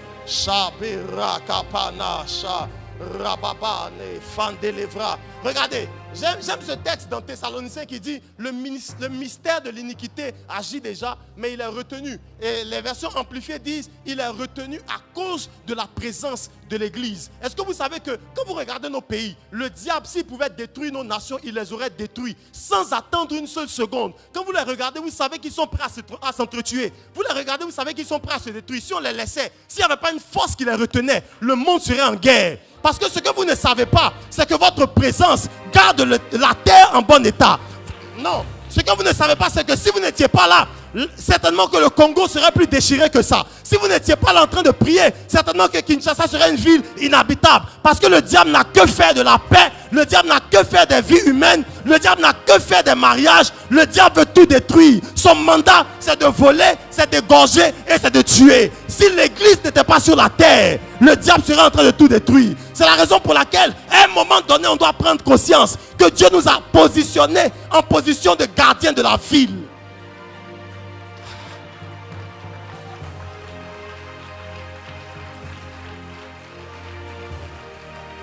Quand ça va mal dans ta famille, arrête de t'en prendre à ton père. Quand ça va mal dans ta famille, tu es le seul chrétien. C'est toi qui dois parler pour cette famille. C'est toi qui dois dire que cette famille sortira de la pauvreté. Le jour où Dieu m'a appelé, j'ai dit à mon père, papa, dans notre famille, qui est le plus riche de notre famille? Il m'a dit, mon fils, on a tous été des chefs de village, nos grands-parents, chefs de village, chefs de canton. On a même un de ses grands frères qui a été chef de village, je ne sais même pas s'il est toujours vivant. On a toujours été des chefs, mais on n'a jamais été. On a eu toujours de grands titres et de grands noms. On n'a jamais eu de grandes richesses. Je lui ai dit, papa, je serai celui qui va emmener dans cette famille les plus grandes richesses que vous n'avez jamais eues. Ce n'est pas à ton père de prendre les responsabilités, c'est à toi de le faire. Si ta famille est encore là, c'est parce que toi que Dieu a mis à la porte, tu es en train de dormir. Secoue ton voisin de ma part. Dis-lui, Dieu t'a mis à la porte.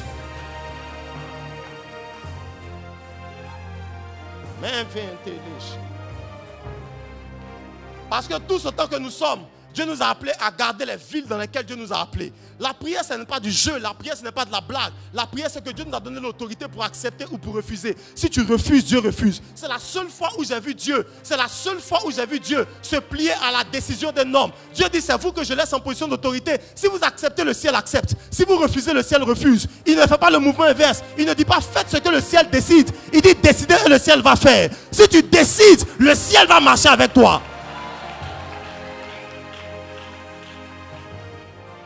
Et j'ai découvert dans la Bible que les gardiens ne font pas des prières. Les gardiens prennent des décrets. C'est la raison pour laquelle dans le livre de Daniel, Daniel dit, this is the decree of the watchers. Voici les décrets des veilleurs ou des gardiens.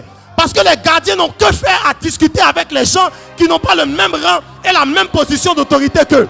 Si nous ne sommes pas d'accord, que tu sois monsieur le président, que tu sois monsieur le gouverneur, que tu sois monsieur le maire, nous sommes les gardiens de la ville.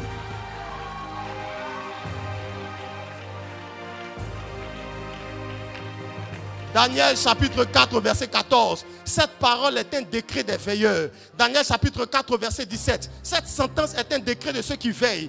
Daniel chapitre 4 verset 13. Dans les visions de mon esprit que j'avais sur ma couche, je regardais et un de ceux qui veillent et qui sont saints descendit des cieux. La Bible dit dans Daniel chapitre 4 verset 10, il dit voici ce que j'ai vu, un veilleur ou un gardien. La Bible dit également dans Jérémie chapitre 4 au verset 16, la version anglophone dit that watchers come from far country. Et toutes les fois où Dieu a fait intervenir des gens qu'il appelle des veilleurs dans la Bible, tout le monde dit des veilleurs, ils ont pris des décrets. Parce que quand vous êtes en position de gardien de la ville, vous décidez de ce qui doit arriver. À un moment donné, la prière c'est de la supplication. À un moment donné, la prière c'est de la repentance. À un moment donné, la prière c'est du pardon. Mais à un autre moment, la prière c'est de l'autorité. On prend notre position sur la terre. On prend notre position à Kinshasa. On prend notre position dans nos familles. Et on refuse que ce soit Satan qui décide ce qui va arriver ici. Quelqu'un se lève avec moi, dit fire.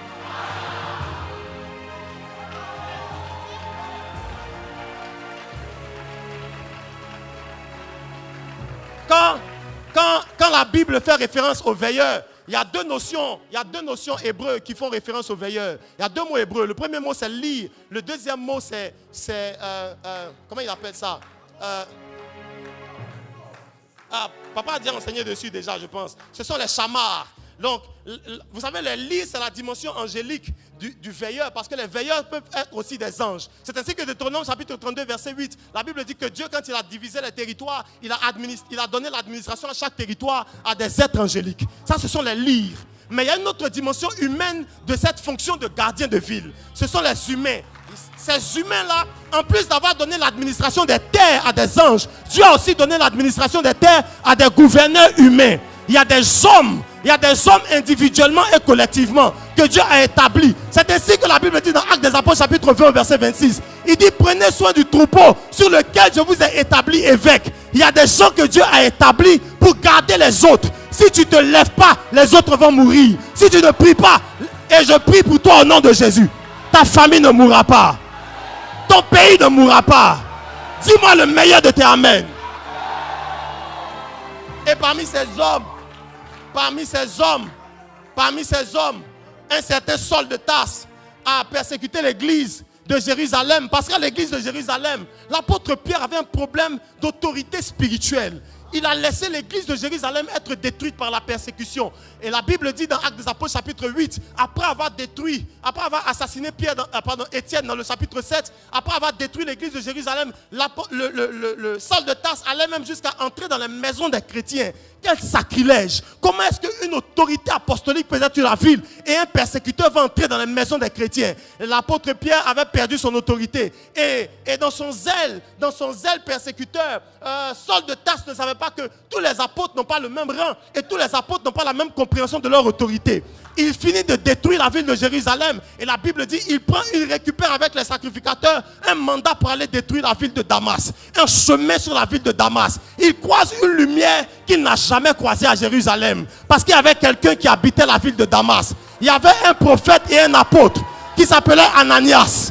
Ananias ne pouvait pas permettre que la persécution qui avait détruit Jérusalem vienne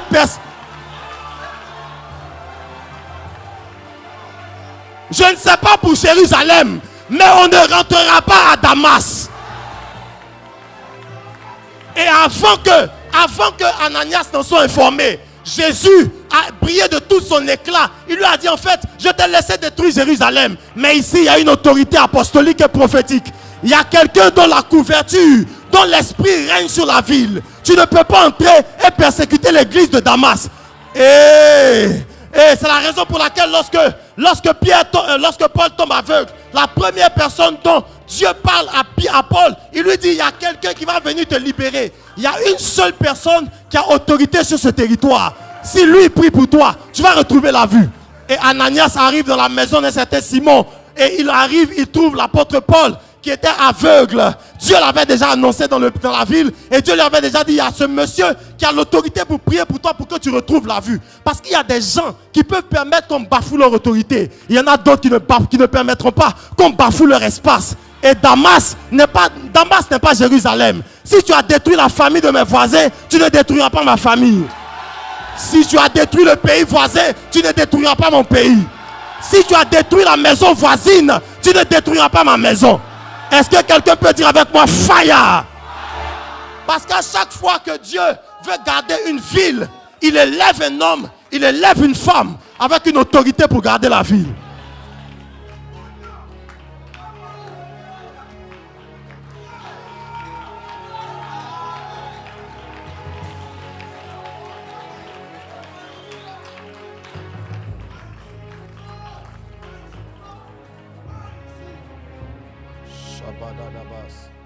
Je ne sais pas pourquoi je sens un esprit de prière ici.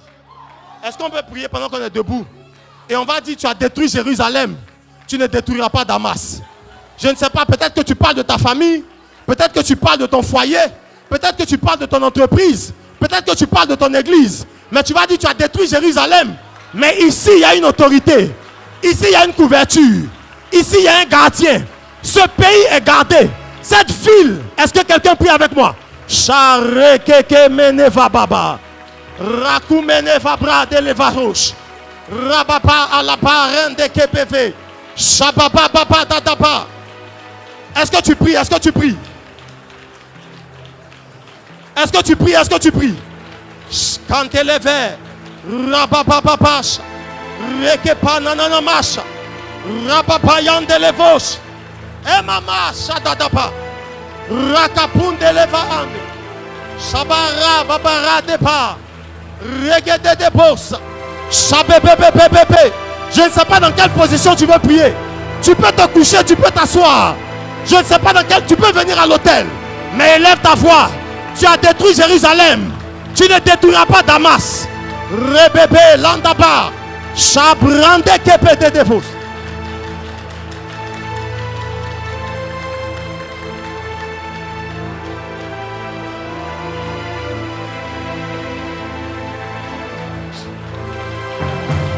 Yes, yes, yes, yes.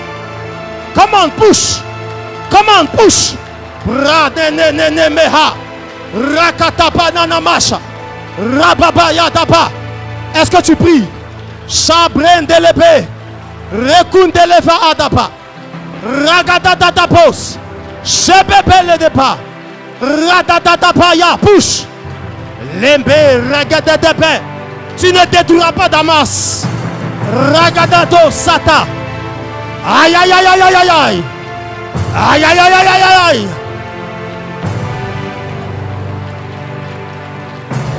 Hey! Hey! Hey! Hey! Payeke pundeleva. Si tu es en ligne, prie. Si tu es en ligne, prie, prie, prie. Shababa ya. Ya ya ya ya ya ya ya. C'est la dernière semaine de recharge. Ragadagabos. Mandelo bababos. Makupa la ragadadaba. Elle est même chande.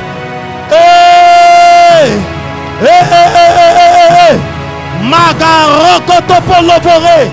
Elle est babababasha. Radedeba shade. Push.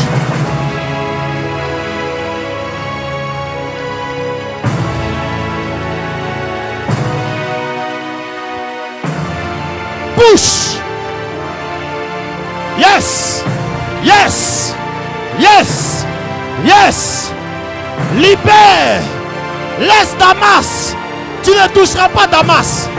Tu ne toucheras pas ma maison. Tu ne toucheras pas mon foyer. Tu ne toucheras pas mon église.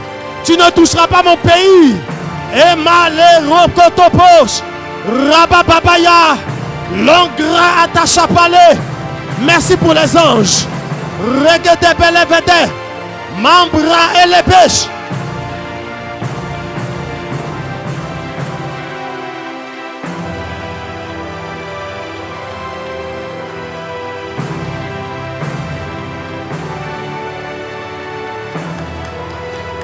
Shababale leve les mains. Rakuneme vaba rababra. Rakina mama shanda. Peu importe ce que Dieu t'inspire. Si tu veux te coucher, couche-toi. Si tu veux faire une offrande, viens à l'hôtel. Si tu veux te promener, promène-toi. Si tu veux battre les mains, bats les mains. Il y a une onction dans la salle. Il y a des anges qui sont en train de battre leurs ailes. Baba pour lever les barras. Rakuna mamaraya. Bébé. Palabaya. Rien de les bobos. Palé adaba. Repele bobos c'était. Yapalabadaba. Rekete bébé boss. Shabara. Shabara daba. Ragada daba. Rakuneme. Shababalada. Rekepela. Elepekete seke. Benepandele macha. Rekete beleva. Radadadabos. Shabarundeleva. Mandre eketepe. Shadete bara. Rebababa. Hey! Wate fele bae deva. Palarum eleva brande. Shabarende lebeke. Shebebebele. Rende lebe. Maya ya ya ya ya ya ya ya. Maya ya ya ya ya ya. Ma famille, mon foyer, mon église, ma abaya takapa, robole memesa, entole cloro de pas, somba palais de pose.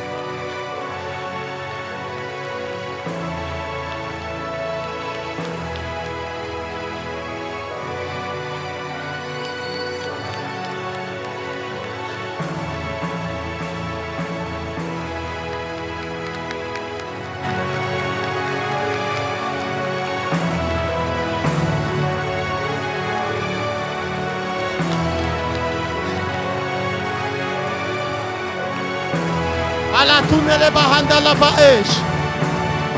Ele gegegege pele levesha.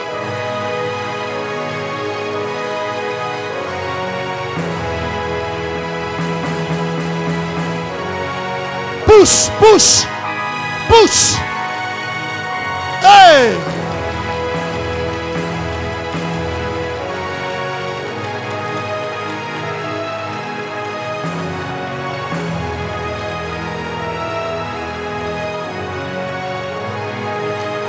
Magumba ragada da bash.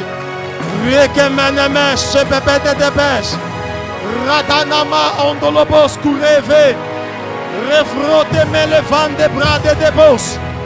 Barakune me vele verasha. Rabra onemrande le vakos. Rakananama shabalabara. Au nom de... On va prier pour une dernière chose avant de terminer. C'est ainsi que Élisée a dit à Géasi, mon esprit n'était pas absent. Lorsque tu prenais l'offrande avec le général, Géasi avait déjà pris l'offrande, mais il a dû la restituer parce que l'autorité d'Élisée n'avait pas quitté le territoire. Il y a des choses que l'ennemi t'a déjà pris.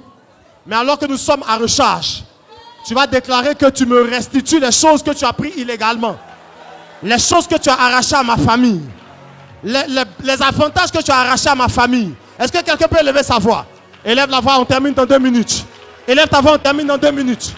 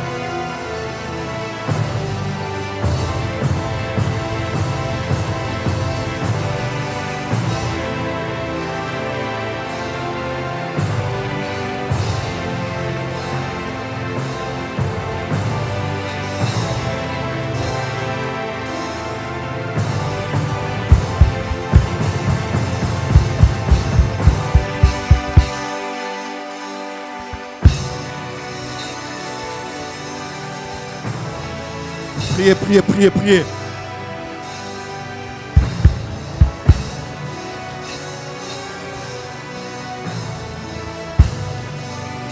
Les rabas sobra karabasha karaba.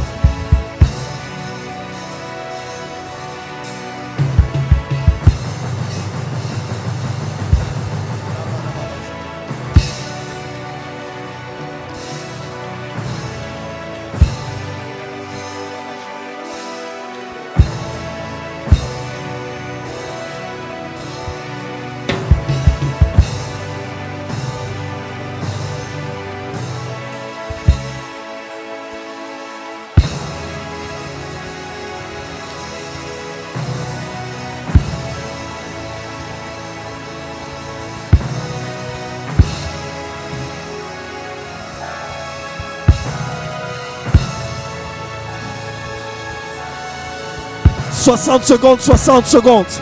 Récupère tout ce qui t'a été pris illégalement. Récupère tout ce qui t'a été pris illégalement dans la vie de tes enfants, de ton mari, de ta femme, de ton travail, dans ta vie spirituelle. Récupère, récupère, récupère, récupère, récupère. La rabasso bracarabasha bracarabasa. Oh rabasha karabasa karabasa. Les rabasa karabashebe. Au nom de... Battez les mains une fois, 2 fois, 3 fois. Je devais avoir 19 ans. J'habitais chez ma mère à Midshausen, dans la petite pièce que j'ai occupée. Même Prophète Jimmy a vécu là un moment avec moi. Un jour, vers 11h, 12h, je fais une vision. Je vois clairement, dans Open Vision, quelqu'un entrer dans la pièce où j'étais. Il a mené comme ce qu'on appelle en Lingala Kifunda. On dirait un mélange de vêtements, de makassa, de feuilles, de beaucoup de choses comme ça. Et il venait pour me le donner. Et l'ange du Seigneur m'a parlé. Je ne voyais pas l'ange, mais on m'a dit, celui qui vient est en train de venir t'apporter de l'hémorroïde. Clairement, de l'hémorroïde. Et il m'a dit, repousse cela. J'ai dit à la personne, j'ai dit, et toi et l'hémorroïde, sortez d'ici. Clairement, je l'ai vu venir et je l'ai repoussé avec l'hémorroïde. Écoute-moi, ce territoire est ton territoire. La maison dans laquelle tu habites est celle sur laquelle Dieu a placé l'autorité de ton esprit.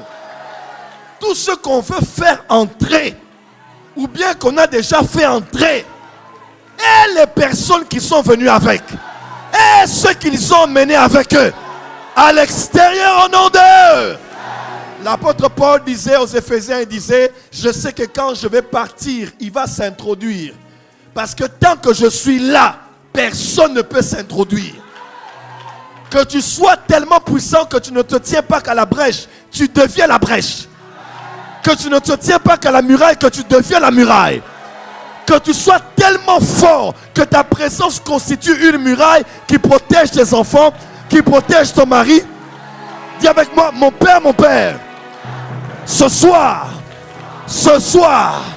je décrète et déclare que toute chose qui était déjà entrée ou qui veut entrer dans ma maison, dans mon esprit, dans mon âme, dans ma famille, dans mes finances, dans ma santé, Père, j'ordonne qu'ils sortent avec ces choses. Allez, battez les mains, commencez à parler. Priez. Il ne s'introduira pas dans cette église tout sorcier et toute sorcière qui était déjà entré, qui travaillait déjà. Je te chasse, je te repousse. Nabisaka na bango babima, nabaki funda na bango babima. Bimisa, bimisa, bimisa, bimisa. Les bracons Ramaza. Il ne s'introduira pas. Il ne s'introduira pas. Il ne s'introduira pas. Il ne s'introduira pas. Il ne s'introduira pas. Il ne s'introduira pas dans cette maison spirituelle dont je suis le père, dont je suis le pasteur. Il ne s'introduira pas. Et tout ce qui s'est introduit, sort, sort, sort, sort, sort. Moto, moto, belle la moto, belle la moto, belle la moto. Bête ma boko, belle la moto. Fire, fire, fire, fire, fire, fire, fire, fire, fire. Que la maladie sorte, que le cancer sorte, que les mauvais rêves sortent, que le chômage sorte, que la pauvreté sorte, que la sécheresse sorte. Sapaya, Korelele, Watema Wapa, Adietea, Wapeya, Atedaha, Atetea, Apepaya, Watetea, Wateyamaha, Wataka, Ateyaka, Atate, Wate, Wataha. Epade, Epade uta, uta tatamaita ute, watieta tatu, wapiatiata. Na yona hémorroïde, na yona hernie, na yona appendicite, na yona cancer, na yona sida, na yona stérilité. Bima, bima, bima, bima, bima, bima, bima, bima, bima, bima, bima, bima, bima, bima, bima, bima na comme on a ici. Sors au nom de Jésus. Sors au nom de Jésus. Sors.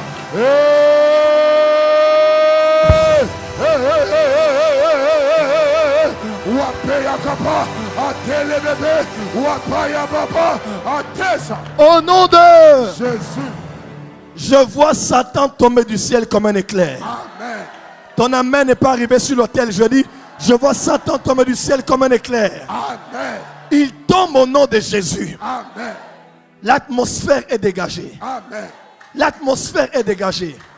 Le climat est changé. Est-ce qu'Ananias est dans ces lieux? Yes. Parce que tu es là. Ton esprit veille sur la ville. Amen.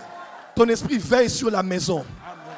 Tu es parent, tu as des enfants. Quand tu vas dormir, ton corps dort, mais ton esprit ne dort pas. Dans cette église, tous ceux qui s'étaient introduits, Père, Zambé, Babi Makutute, Bakufawa. Amen. Ananias na Safira bakufara libanda te. Bakufara na kati pa bengana bon libanda. Nzambe onyo swa kotaki. Oya sakanaki. Banuke zoleka azo sambela mazo sakana. Ba recharge zoleka ya zoloka. Mulo yo akosilisa yango te. Eloba na nzambe osali ya nzambe te. Yes. Loba nzambe abenga ngai te. Yes. Loba pona ngai mosakoli te. Noki nyonso ya mwana to ya mkolo ya mwasi to ya mobali asala akokima te. Akokufela awa. Yes. Kaka ndenge na lobi. Yes. Kaka ndenge kosalema. Amen.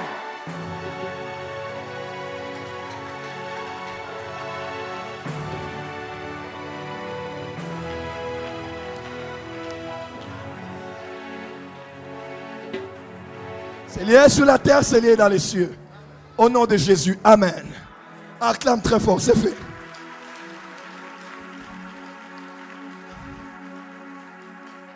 Je n'ai pas dit assez, vous, j'ai dit acclame très fort, c'est fait. Voilà, fais comme le frère, prends une offrande. Prends une offrande, viens vite sur l'autel, dépose sur ton autel. Cet autel est ton autel. C'est l'autel avec lequel tu es en connexion. Cours vite.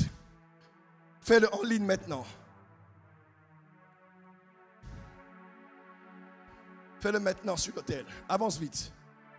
Tu as aussi ta dîme. Viens directement. Prends l'enveloppe. Mets la dîme directement. Dépose sur l'autel. Ne te dérange pas des protocoles. Prends déjà l'enveloppe. Mais dépose sur l'autel directement.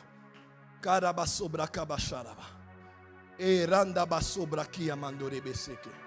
Aleka mandora basa braki amandora basa. Leka baba baba. La baba baba shakara basa. Nous rehaussons le système de défense de ta maison. Nous rehaussons le système de défense de cette église. In the name of Jesus. Ta version disait quoi d'Ézéchiel, mon fils? Quand on parle de défense, Ézéchiel 22. Réparer les défenses. Ça, j'ai aimé ça. Réparer les défenses. Que ton système de défense endommagé soit rétabli. Non, ce qui est dit maintenant, c'est le plus important. J'ai même vu Facebook m'a rappelé ça 6 ans, 7 ans passés, j'avais dit ça. Quand Satan veut t'attaquer, il ne t'attaque pas. Il attaque ton système de défense. C'est aujourd'hui que j'ai posté ça. Ça peut être 6 ans, 7 ans ou 10 ans. Je décrète et déclare que ton système de défense est rehaussé. Ton système de défense est rétabli. Dis amen très fort. Aucun malheur ne t'arrivera. Aucun flot n'approchera de ta tente. Il en sera ainsi au nom de... Prends le front du prophète avec moi. On va s'aimer dans cette onction. On va s'aimer dans les paniers qui sont là. Prends une bonne offrande du prophète. Vous êtes en ligne et ici. Vous savez comment nous le faisons habituellement. vient semer dans cette onction qui est enseignée. Avancez avec moi et déposez votre semence à l'intérieur. Soyez bénis.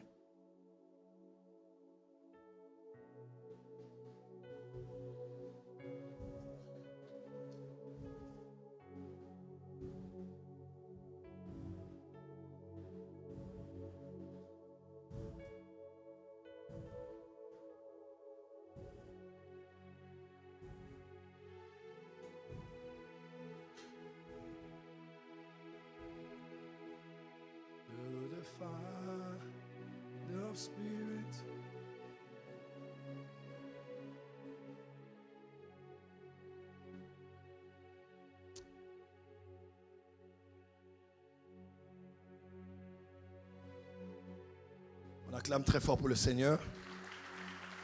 Et vous allez m'aider à vraiment apprécier la grâce qui se trouve dans la vie de mon fils. Je vais le dire honnêtement, je l'ai souvent dit même ici. Moi, j'ai commencé à prêcher l'apostolique avant de prêcher le prophétique. J'étais un prophète assez bizarre. J'ai enseigné stratégie apostolique en 2012-2011. Qui se rappelle? On me disait, mais comment toi tu es prophète, tu parles beaucoup de l'apostolique. Je parlais avec l'apôtre Magila aujourd'hui, on parlait de ça par texto. Mon fardeau a toujours été l'apostolique.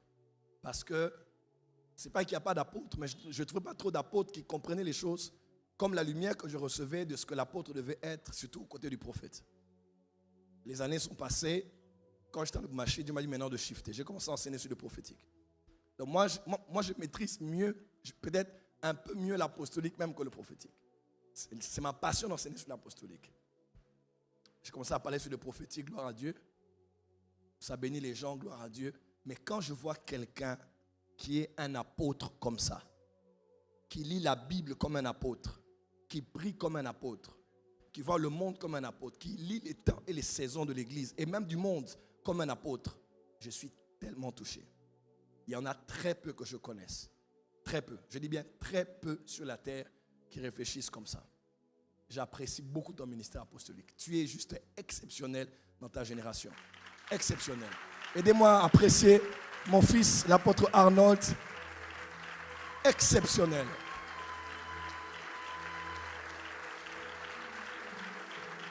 Ça, c'est un apôtre. Ce n'est pas apôtre parce qu'on a beaucoup d'églises. Non. Ça, c'est l'apôtre de ministère. C'est extraordinaire. Extraordinaire. Extraordinaire. Je n'ai pas le mot. C'est extraordinaire. On est content de t'avoir dans la famille. Et tout le monde attendait que tu viennes. On est très content que tu sois là. On peut encore apprécier. Sois béni, mon fils. Ton épouse, les enfants.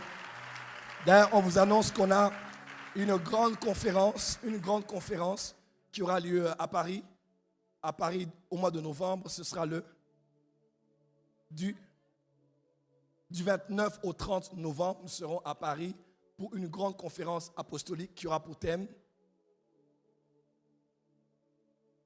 les bâtisseurs des villes.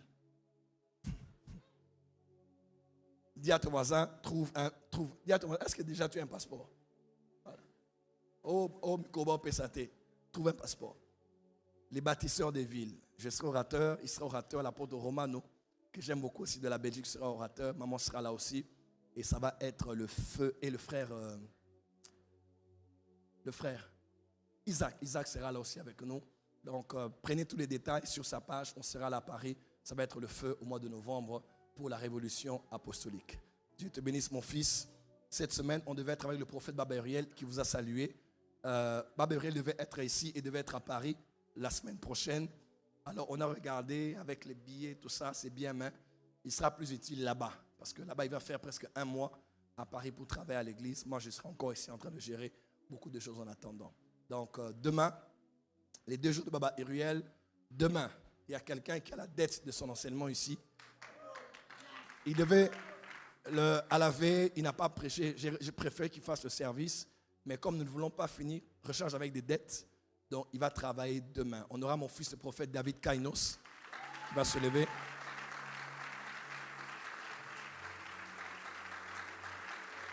Et lorsqu'il m'a envoyé le thème, j'ai dit, il parle sur les codes enfouis dans la prière. Il parlera des larmes. Dis à ton voisin les larmes. Dis à ton voisin, prépare-toi, demain tu vas pleurer. Bon, en tout cas, peut-être que ce n'est pas dans l'esprit de son message, mais dis à ton voisin, les larmes sont les prières liquides. Donc demain, ça va être le feu ici. Et rappelez-vous, il ne reste que 3 jours ici. Donc Obana qui recherche bien, termine recherche bien. Donc demain, on est là, 17h pile, on est là pour la prière. Moi, je t'ai dit à l'avant, 17h pile pour la prière. 20h, 20h05, on a clôturé comme ce soir. Et après demain, moi-même, je vais travailler. Avant de travailler à la croisade, oui. Tu n'es pas content? Regardez. Et jeudi, je vais donner l'aperçu de la croisade. Je vais donner l'avant-goût de la croisade. Les prémices. Donc jeudi là, viens même pieds nus de la maison jusqu'ici.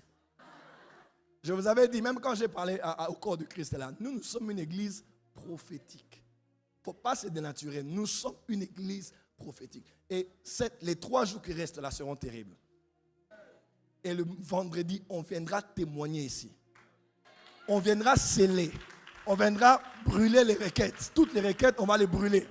Et le pasteur Danny va nous parler et va déclarer sur nous ici.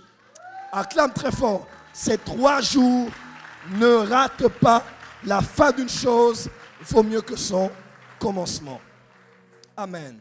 Alors, je vais juste dire 2-3 choses. Il est 20h, 20h05 minutes. Je vous libère, excusez-moi pour le débordement de 5 minutes. Juste vous annoncer 2-3 choses. La première est que nous continuons à recevoir les requêtes. Nous allons brûler les requêtes en signe de... Voilà, nous avons scellé, nous avons posé cet acte de brûler les requêtes. Lorsque la fumée va monter, nous savons que ce sera une symbolique que quelque chose quitte la terre vers le ciel. Amen, amen. Vous n'avez pas encore donné vos requêtes, vos 7 requêtes, envoyez-les en ligne, le requête-recharge@gmail.com ou bien même ici, comme tous ceux qui envoient, nous allons les déposer sur l'autel des exaucements. Donc nous allons le faire demain, après-demain et vendredi, nous allons clore. Et autre chose par rapport aux requêtes, sur la même adresse email, s'il vous plaît, envoyez-nous aussi vos témoignages. Voilà, Dieu a fait beaucoup de choses. Beaucoup de gens nous appellent, nous écrivent, composez votre témoignage. Même si vous ne voulez pas qu'on cite votre nom, qu'on vous cite nommément, mettez même anonyme, ce n'est pas grave. Ou bien précisez, peut-être qu'il y a des témoignages qui sont sensibles par rapport aux familles, par rapport aux professions.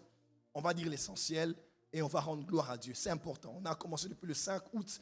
Il faut que ceux qui sont là, ceux qui voient, sachent que le Dieu qu'on a prié a écouté et au-delà, il a exaucé. Alors, envoyez votre témoignage par la même adresse email pour dire à l'adresse email là, j'avais envoyé des requêtes, voici les exaucements que j'ai reçus.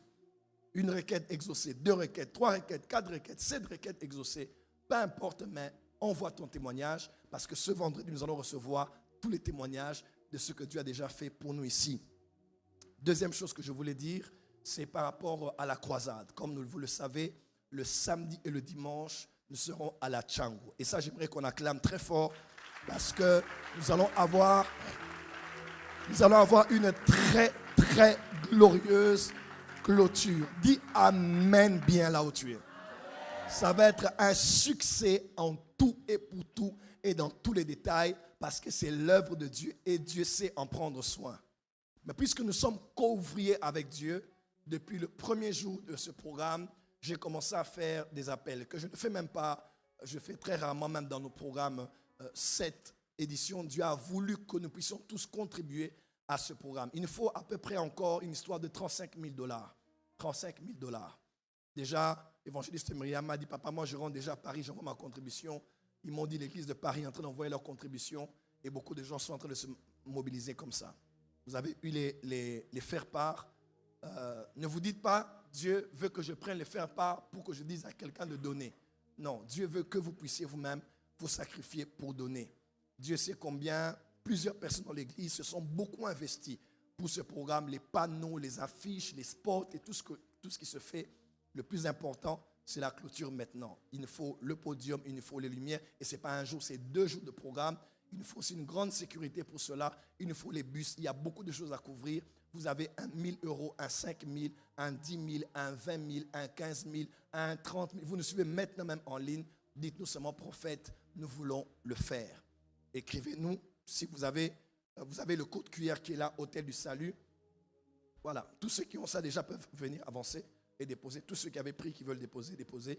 Mais sinon, on avait pris au plus tard jeudi, n'est-ce pas? Je ne fais pas un appel ce soir. Je vous rappelle tout simplement qu'il nous faut quelque chose comme 35 000 $ pour finir tout ce que nous avons à finir par rapport à l'organisation de ce grand programme. Et je vous parle pour que vous puissiez tous vous réveiller. J'ai beaucoup, comme il a parlé des initiatives, c'est important. Sans que nous, on ne parle, vous prenez les initiatives. Comme ça, moi, je me concentre à la parole et à la prière pour donner le meilleur de moi le samedi et le dimanche. Puisque la Tchango, c'est un autre milieu. N'est-ce pas? C'est un autre milieu. Et Dieu m'avait dit, ton peuple est à la Tchango. C'est pour cela que je vais à la Tchango. J'aurais pu aller parler du peuple ou ailleurs. Dieu m'a d'abord dit, va à la Tchango. Donc, on va à la Tchango. Le prophète Josué Kamba, qui était ici aussi, quand il est venu au bureau, il m'a dit, prophète, Dieu me dit, tu dois aller à la Tchango. Et nous allons à la Tchango. Dis à ton voisin, nous allons à la Tchango. En tout cas, il y aura des milliers et des milliers de personnes. Jésus va se glorifier puissamment. Nous voulons mettre le peuple dans les meilleures conditions, les modérateurs, les chantres, ceux qui vont organiser dans les meilleures conditions. C'est la fin des vacances, quelqu'un va dire, il y a la rentrée scolaire, il y a des besoins, mets Dieu à l'épreuve. Dis à Dieu, Seigneur, je sais que j'ai des enfants, je sais qu'il y a la rentrée, je sais qu'il y a beaucoup de choses, mais je te mets à l'épreuve. Toi, le Dieu de Recharge 21, fais-le pour moi. Et dis-toi, tout ce que tu donnes va être utile, mais à des montants qui peuvent être beaucoup plus utiles. Si tu donnes un 100 $, ça va beaucoup aider. Mais comment si tu donnes 1 000, un 10 000, un 15 000, un 20 que tu as ou que tu peux avoir, le Dieu Tout-Puissant ne manquera pas de te bénir. Et je n'insisterai pas pour ça. Vous connaissez les lois spirituelles et vous savez combien ce ministère nous bénit. Vous êtes vraiment en ligne. Vous avez le code QR, Hôtel du Salut, Hôtel du Salut. Scannez, même après le culte, scannez. Vous allez avoir tous les détails. Là, c'est très facile, c'est très simple. Au cas où ça vous complique, écrivez-nous tout de suite là au numéro plus 243 81 45 14 50 544. Plus 243 81 45 14 544. Écrivez à l'adresse WhatsApp de ce numéro et nous pourrons vous donner d'amples détails pour que vous puissiez faire transférer votre contribution à la croisade ici. Et je dis bien, on ne soutient pas l'œuvre de Dieu. Dieu soutient toutes choses par sa main toute puissante, n'est-ce pas? Par sa parole toute puissante. Donc on ne vient pas soutenir. Personne n'a la capacité de soutenir l'œuvre de Dieu. C'est un privilège que de participer au salut de plusieurs âmes. Quand je serai devant, en train de prophétiser, de prier pour la guérison des malades, de chasser les démons, de prier pour la Tchango, de prier pour les familles. Quelqu'un peut être libéré, il peut être demain chef de l'État de ce pays. On ne sait jamais qu'est-ce que Dieu peut faire. Quand Jean-Baptiste prêchait, Jésus était dans la foule. Quelqu'un est avec moi? Quand Jérémie prophétisait, Daniel était un de ses contemporains, même peut-être plus jeune que lui. Mais il était là, dans le royaume de Juda. Il était dans la famille royale. Quelqu'un me suit? Mais c'est Jérémie qui travaille. On ne sait jamais, quand on travaille comme ça, qui peut être dans l'assemblée, qui peut être dans la foule.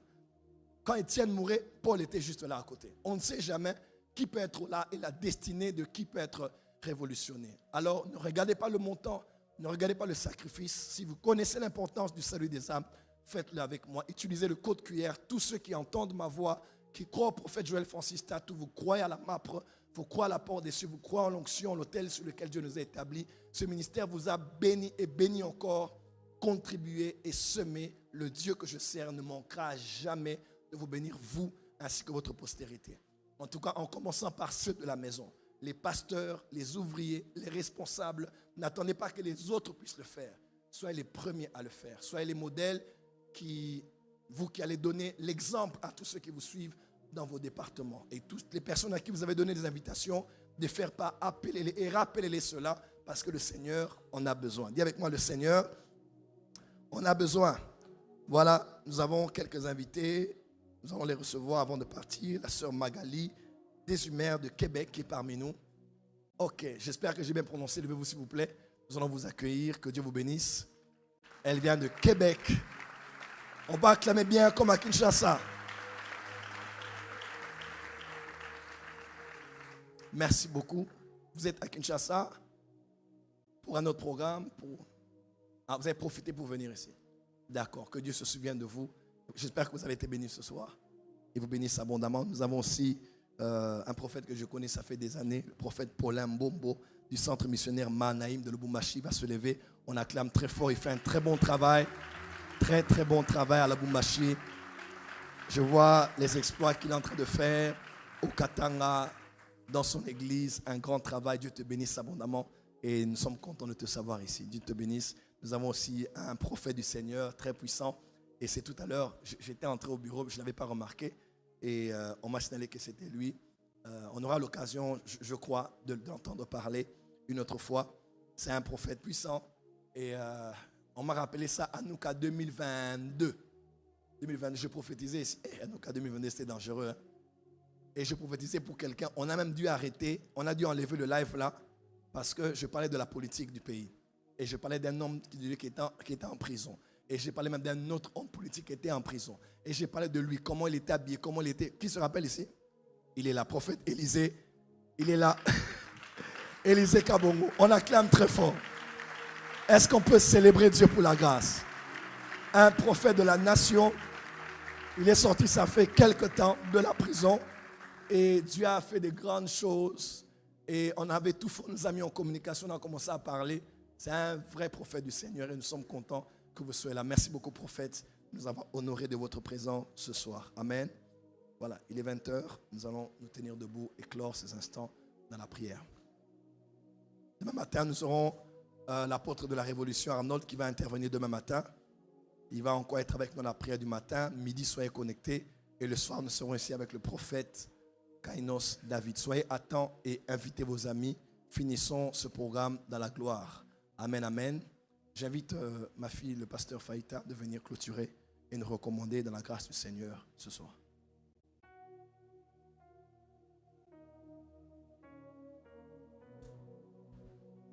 Levons les mains, nous allons prier. Seigneur, nous te disons merci pour ce culte merveilleux.